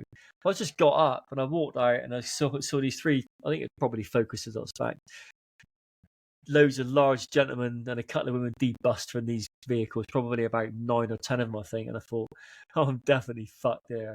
I looked at him, I said, good morning, how you doing? He said, Rich Jones? I said, yeah. And so he walked up to me. He said, we're arresting you for conspiracy to supply controlled drugs, namely cocaine. And I just said nothing. I thought, fucking hell, this is it. This is it. When he said conspiracy, it took me back to the first meeting of my mate, the one I said about, and he said, make sure you charge him tenors. And he said, when you're doing this, he said, when you get arrested, I said, what do you mean? He said, well, you will get arrested. You do know that, don't you? He said, there's 3 things they'll do you for. He said, one is possession. That's not so bad. The other one is possession with intent. He said, that means you're in a little bit of shit there. He said, you don't want the third one. You don't want to get done for conspiracy, because that means you're fucked. And when I got arrested for conspiracy, I thought straight back, it's like 15 years ago, thinking, oh, I'm fucked. He said I'm fucked. I'm proper fucked now.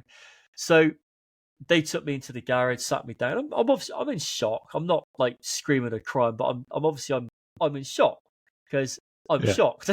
So all I remember really about it, but that was how decent the police officer was. I said this on the majority of interviews I've had. It's how good he was and how decent he was about it. And what I mean by that is, I said to him, oh, can I ring my wife to let her know? He said she's going to already know. He said, don't worry, we didn't smash the door down. He said, we waited until most people had gone off the street. He said, we went down discreetly. I said, oh, thank you for that. And I thought that was nice. They didn't need to do that. He said, we know that she knows nothing about it. He said, we know that you've got children, so we're not going to traumatise your children. He said, we've got a job to do. I thought, thank you, that's decent. And then the same chap said, right, can we go outside and look at what's out there? Because I had cars being stored for people, there was parking of cars being sold. He said, we need to know what's yours and whose is whose. So I'm cuffed by now. So I walked out, and he stood next to me. I remember this. So he said, right, that car left. So that one there. He said, keep your hands down, mate. He said, don't show everyone you're in cuffs. I thought, wow, what a decent bloke. He didn't need to do that. He actually cared about how this looked. He said, no, keep your hands down. Just nod at that car over there. Don't show people you're in cuffs. I thought, do you know what? That's a good person, that is. And from this on, this is the one person I ever wanted to meet and say hello to and shake his hand and say, do you know what, mate? You were fucking decent about what you did, how you conducted yourself. I'll never forget that. And I thought, do you know what? It reminded me of being around my dad and the people he was with. He said, you got the cops, just because they're police, they're not the enemy. They're doing a job that they have to do. Mm. And people that see it other than that are just stupid.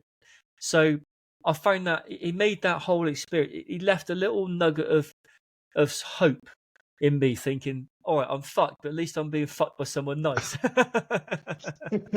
so they took me off down the station and went through the process. So that was the first arrest. Then there's a whole bigger picture of conspiracy. It wasn't just me being nicked. There was everyone in my conspiracy got nicked. There was my suppliers got nicked as well. 2 months later, I then got arrested again as part of their conspiracy. So I got nicked twice for conspiracy, 2 different charges, part of their firm and part of my firm. And then I was remanded in prison in August 2011, first time in jail. And then I got bail September of that same year because there were some riots going on around back then, so there's no room in the prisons. And then I ran a trial the following year, 2012, 7-week trial with 13 co-defendants. There was that many there. They actually had to do 2 trials. So there was trial 1, trial 2, and I was the only person that was involved in these 2 counts of conspiracy. Everyone else had either one or the other. No, I had both. So I was this linchpin between the 2. If you imagine these 2 attribution charts of one conspiracy there and one there, I was the one in the middle. So this was mine, that was theirs, but I was in there connecting them both. So I was the one that was like right in the middle of it, if you like. So I was double fucked, double-ended. And that was it then. Found guilty on May the 17th, 2012. Sentenced to 15 years. 15 years. Yeah. I mean, it sounds a lot. Do you think it was fair? Poetically, it was fair collar. In balance, it was because I was at it for 15 years. So from 95 until 2010, I was at it. So it seems quite a nice even balance, doesn't it? Say, right, you're doing it 15 years. You can have a year for every year. Well, that's fair. Don't come back at me though, because you give me a year for each year. So I thought at the time, I thought it was a kick in the bollocks. But when you start looking at it and the gravity of what I was doing, and you start weighing up the damage to the community. I mean, I'm not being funny. I was very, very blinded to that because people say to me a lot. They say, "Don't you care about the damage to the community?" I said, you take a journey with me from that time when I'm in that club. I take that first pill, and everyone's loving each other, smiling and hugging each other. I'm seeing no damage there at all. I'm just seeing a lot of love, a lot of fun, people functioning, going to work. That was their weekend. I saw no damage, but I maintained that look. I was fixated on that aspect of the drugs industry. I failed to really take into consideration that some of those people moved on to cocaine, and some of those people would have got addicted, and some of those people would have lost everything as a result of that addiction. But now I know more about addiction and trauma and everything else. I can't say it was necessarily the drugs that caused the addiction. The drugs were a reason to use, or something they were there to use to help with the problem which is causing the addiction. So I look at the balance of the damage and how it's what's been done over those 15 years. I think a 15-year sentence, I think it's fair. I do half of that inside, half of it outside. I'm still doing it now. I've got another 2.5 years to go. So you're out on license now? Yeah, I'm on I've actually fortunately found out last month from my probation officer that I'm eligible for the Great Probation Reset, which kicks in for me next month, which means basically as of the 15th of August, 15th of July, sorry, I'm no longer monitored. I still have conditions. Nothing changes conditions wise, but I don't have to report anymore. So I don't have to go back in. Right. So it just means one less trip into town once a month. But yeah, so I think the 15 years I think it was fair. It was fair. Prison was a. So what was it like going to jail then?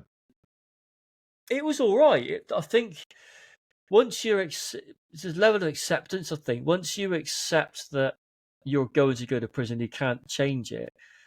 Like going to a unit for that first year, you can't change it. It's a very much it's an identical mindset. You can either survive or you can thrive. And I thought in the army I survived because I was just fuck assing about all the time, becoming a nightmare. In prison I thrived because I was grown up. I went away at 42. I thought I can do this. I've done this before in the army, and this shouldn't be too much different to that. And what I found was it was actually a lot easier than going into the forces. I found it easy in the sense of being a veteran. that mentality helped. It makes you become a very good prisoner.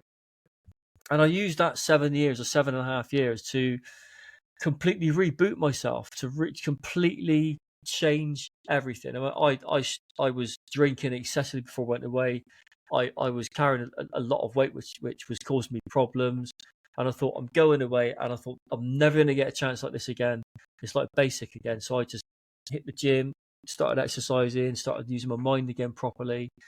And I just opened my mind a little bit to what the world could offer for someone that isn't applying that for not getting caught. Because if you imagine when you see someone involved in drugs, imagine this pyramid. You see the tip of it is what you really see. The stuff that's buried under the ground, this massive structure which you can't see. The foundation that's everything you put into not getting caught. All of the phones you use, the keep changing the cars, being evasive, meetings, looking at people. So much effort goes into not getting caught. People only see the very top little part. So once I found that energy that I had released from being involved in that, applied in a different direction, it was just like, wow, look at this. I feel so much energy in what I'm trying to do.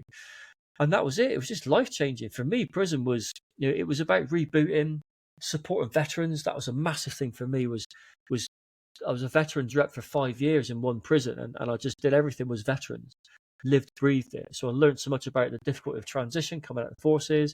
I wrote a course on transition, which I was delivering.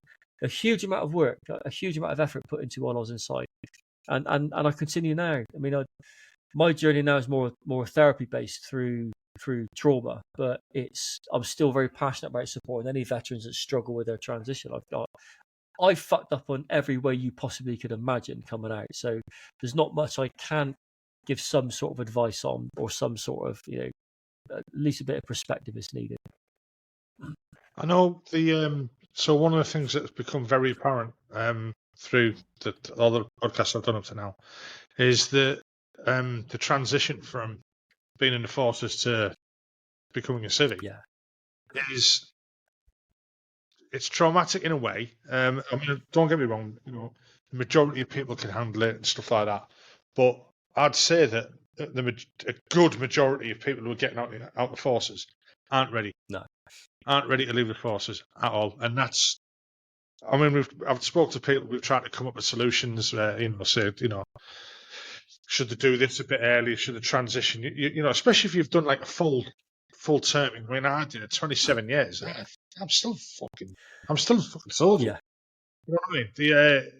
Do you start preparing 3 years before you get out? And some people say, well, I was doing that anyway. I bought a house, I did this, I did that, the other. But all right, that's the individual doing it.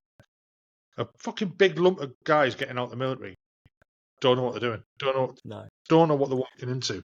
I didn't. No. You know what I mean? Because you're conditioned, you're Yeah. institutionalized.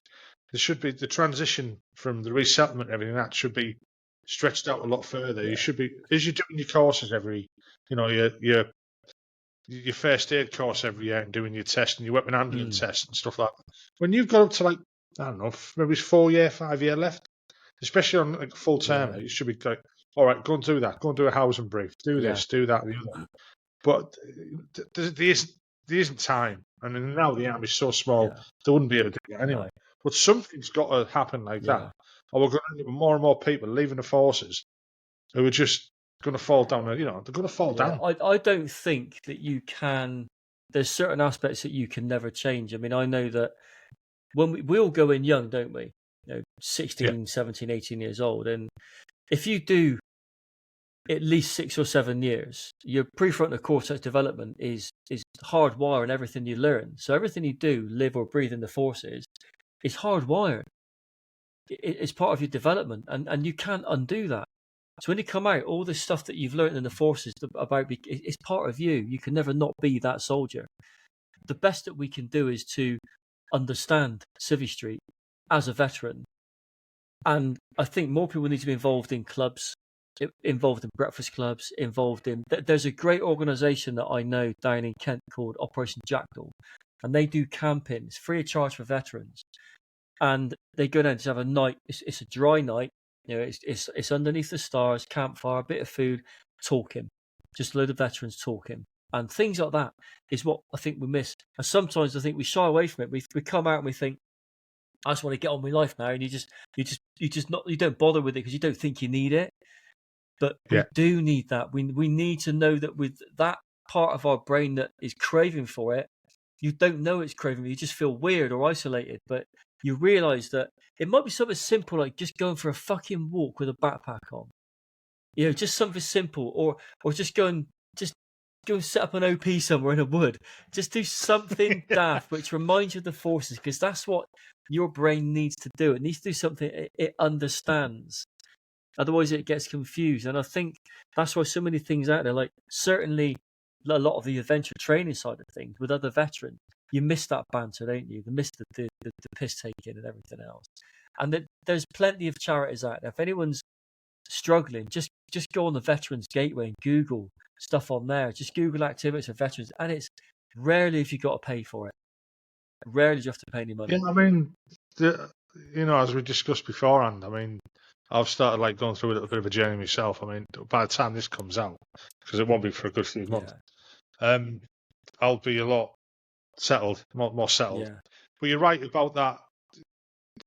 You miss it, and sometimes you don't realise. So part of my problem was that a couple of years, probably a year, 2 years after I got out, I kind of, I left the army. We moved into a nice house, settled into Civvy Street. It was a town I'd never lived in. We went from here. We moved up here to be close to my daughter and her kids, and we started having a bit of a life, going out once a week and stuff like that, blah blah blah. And then all of a sudden, I got to a point where I didn't want to go out. I'd go to work, I'd go shopping, but I didn't want to go out. I didn't know why. Yeah. And it's only now, years later, after I've spoke to people and seen the counsellor, that was me reacting to Civvy Street. Yeah. Wasn't used to it. Yeah. Couldn't, and thinking, everything's going to be all right. Yeah. But there was something missing in me. And it was that. It was that. It's like the first night we ever left and moved into the house, our first night we moved into the house, a police car went past. And me and the missus at the time were like, fuck that. Not used to seeing it, are you? Blue lights and everything. What's that doing? We're up the window like that. Oh, what the fuck is going on? But it was so alien. Yeah. And daft things like seeing idiots in the street, fucking druggies and stuff like that. I mean, I know it sounds a bit snobbish, but I'm not used to it. No. And I still ain't. And the thing as well, and I'm just like, it's like if you're in the forces and let's say you're on leave, whether you're married or singly, is when you go on leave, you're in Civvy Street. It's always temporary, isn't it? You've always got that solace. You're going to go back to the unit. You're going to go back and get back in uniform, and you've got that, so you can tolerate the civilian environment for a short period of time. But when you're out there all the time, it becomes your new life. You suddenly think, shit, I'm not getting that time off. I'm here all the time, and I don't know how to do this. I still stand in rooms every time I go to a house, not a house party, a gathering, for example. Even if it's with my family, I don't feel like I belong. I still feel like, how do I engage with this? Because we're never current with what's going on with them, are we? They've all see each other all the time, chat every day, and everyone knows each other, the ins and outs of a cat's ass. And you're always on catch up, and you feel like you're on catch up, and in the end, you just feel, I can't fucking ask for this, because by the time I've caught up with you, in 3 months' time, I've got to catch up again. You're just not saying nothing. And I think that was me. That was me on leave. It was like I just won't bother anymore. There's no point. And then you then realise then that you definitely struggle to adapt and belong. And it is hard. It is hard for them. But there's always people out there. There's so many organisations out there which can help. And there's some really successful veterans that have struggled and are there to support other veterans with lived experience who can say, look, give it time. Have you thought about doing this? Have you considered maybe doing this for a change? And there's always something. There is always a solution to a problem. It's just finding it. Yeah, and try and reiterate that to anyone who's listening who's struggling. Don't try and hold it in. Don't try and keep it to yourself. Yeah. It doesn't work. You've got to either talk to a friend, talk to a family member. What I've found is talking to complete fucking strangers works. Sometimes, yeah. It helps me. You can talk to a stranger. Sometimes easier than to talk to someone you know. You talk to a stranger, and you're not trying to hide anything, or what I mean. It's like it's more comfortable type of thing. definitely. It's the whole thing about boxing it off. It doesn't work in the end. It's if you box it off, it's still there. It's got to be dealt with in some way or other. It's got to be managed. Right, Rich, we're coming up to 2 hours. Yeah, it's flown by. It's been good. I've really enjoyed your story. I've lost the light as well. I'm like conflicted. It was like I'm thinking I shouldn't be enjoying it. He was a fucking naughty boy. You know, he deserved everything he got. But then I said, like, again, going back to layer cake, it's just like I'm glad your story ended up better than his did. Well, anyway, ain't over yet. I'm not dead yet. So before we end this, there's one thing a couple of things I want to ask you about and mention as well. So you've had 2 books published.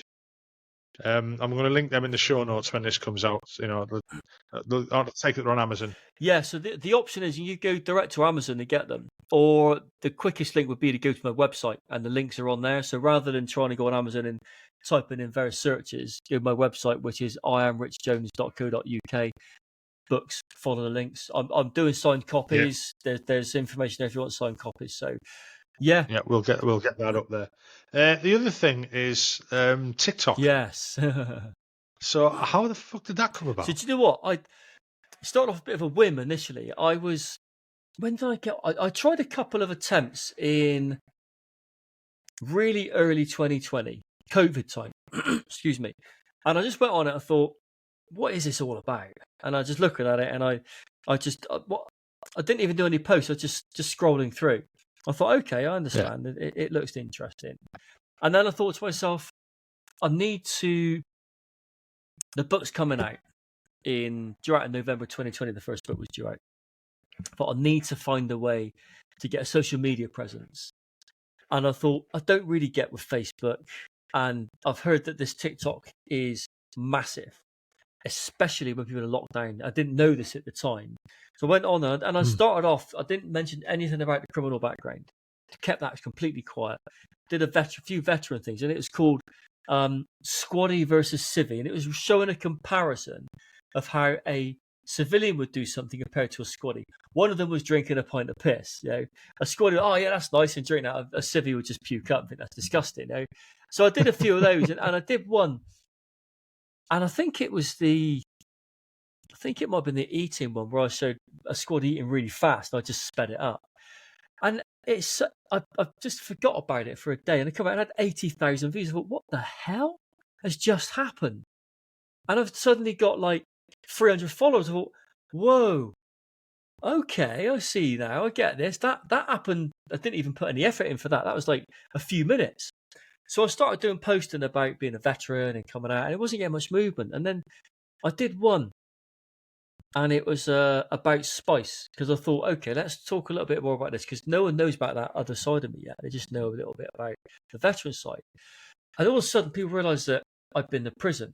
I changed my profile saying, right, ex-forces, ex-bodyguard, ex-organised crime boss, ex-prisoner.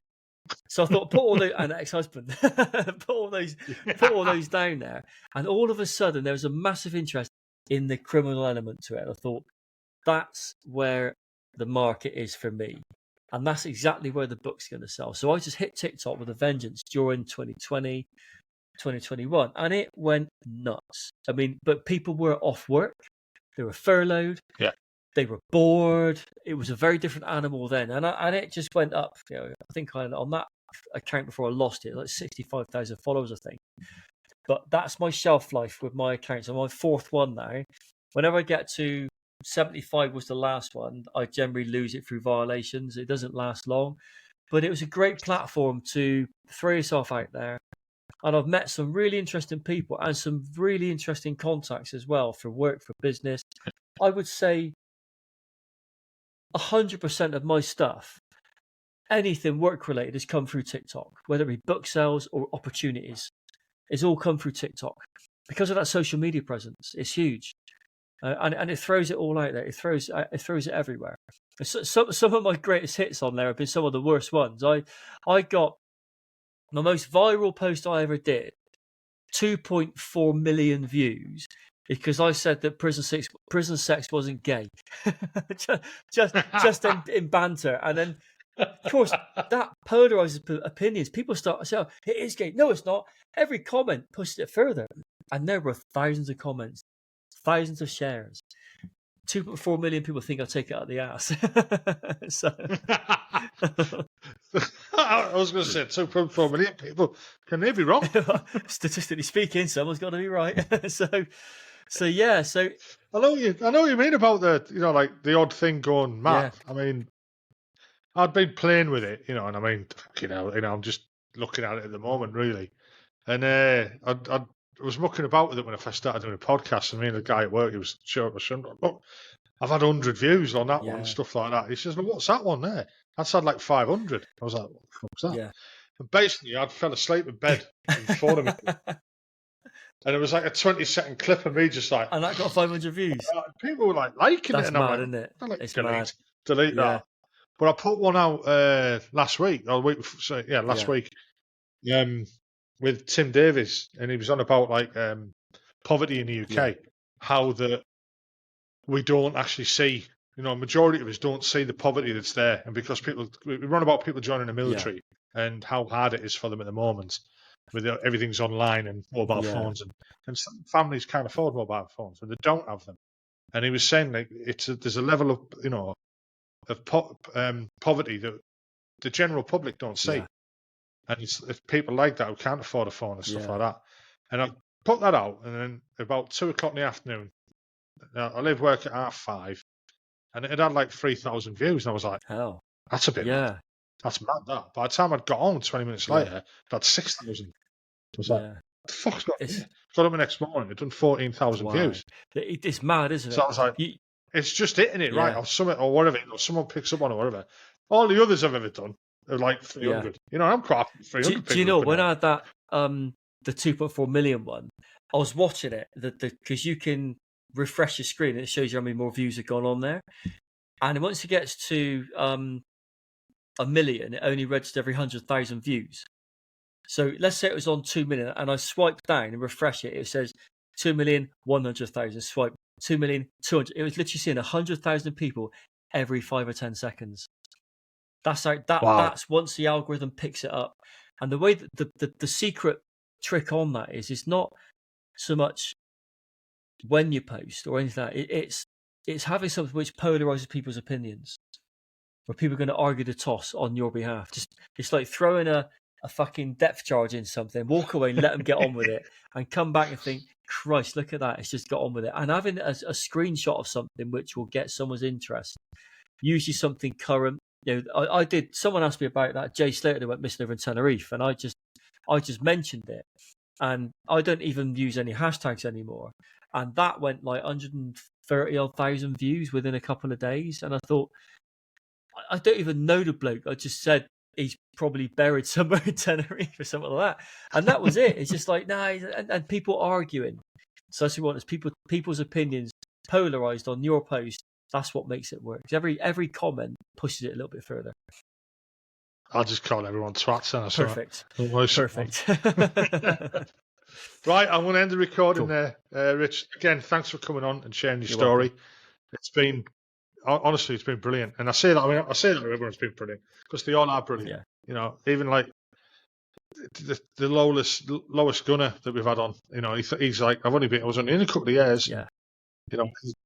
He just like told his story, and it was great. It's good, isn't it? Everyone's got a story Absolutely, in them. Absolutely, mate, 100%. Get it out there, share it.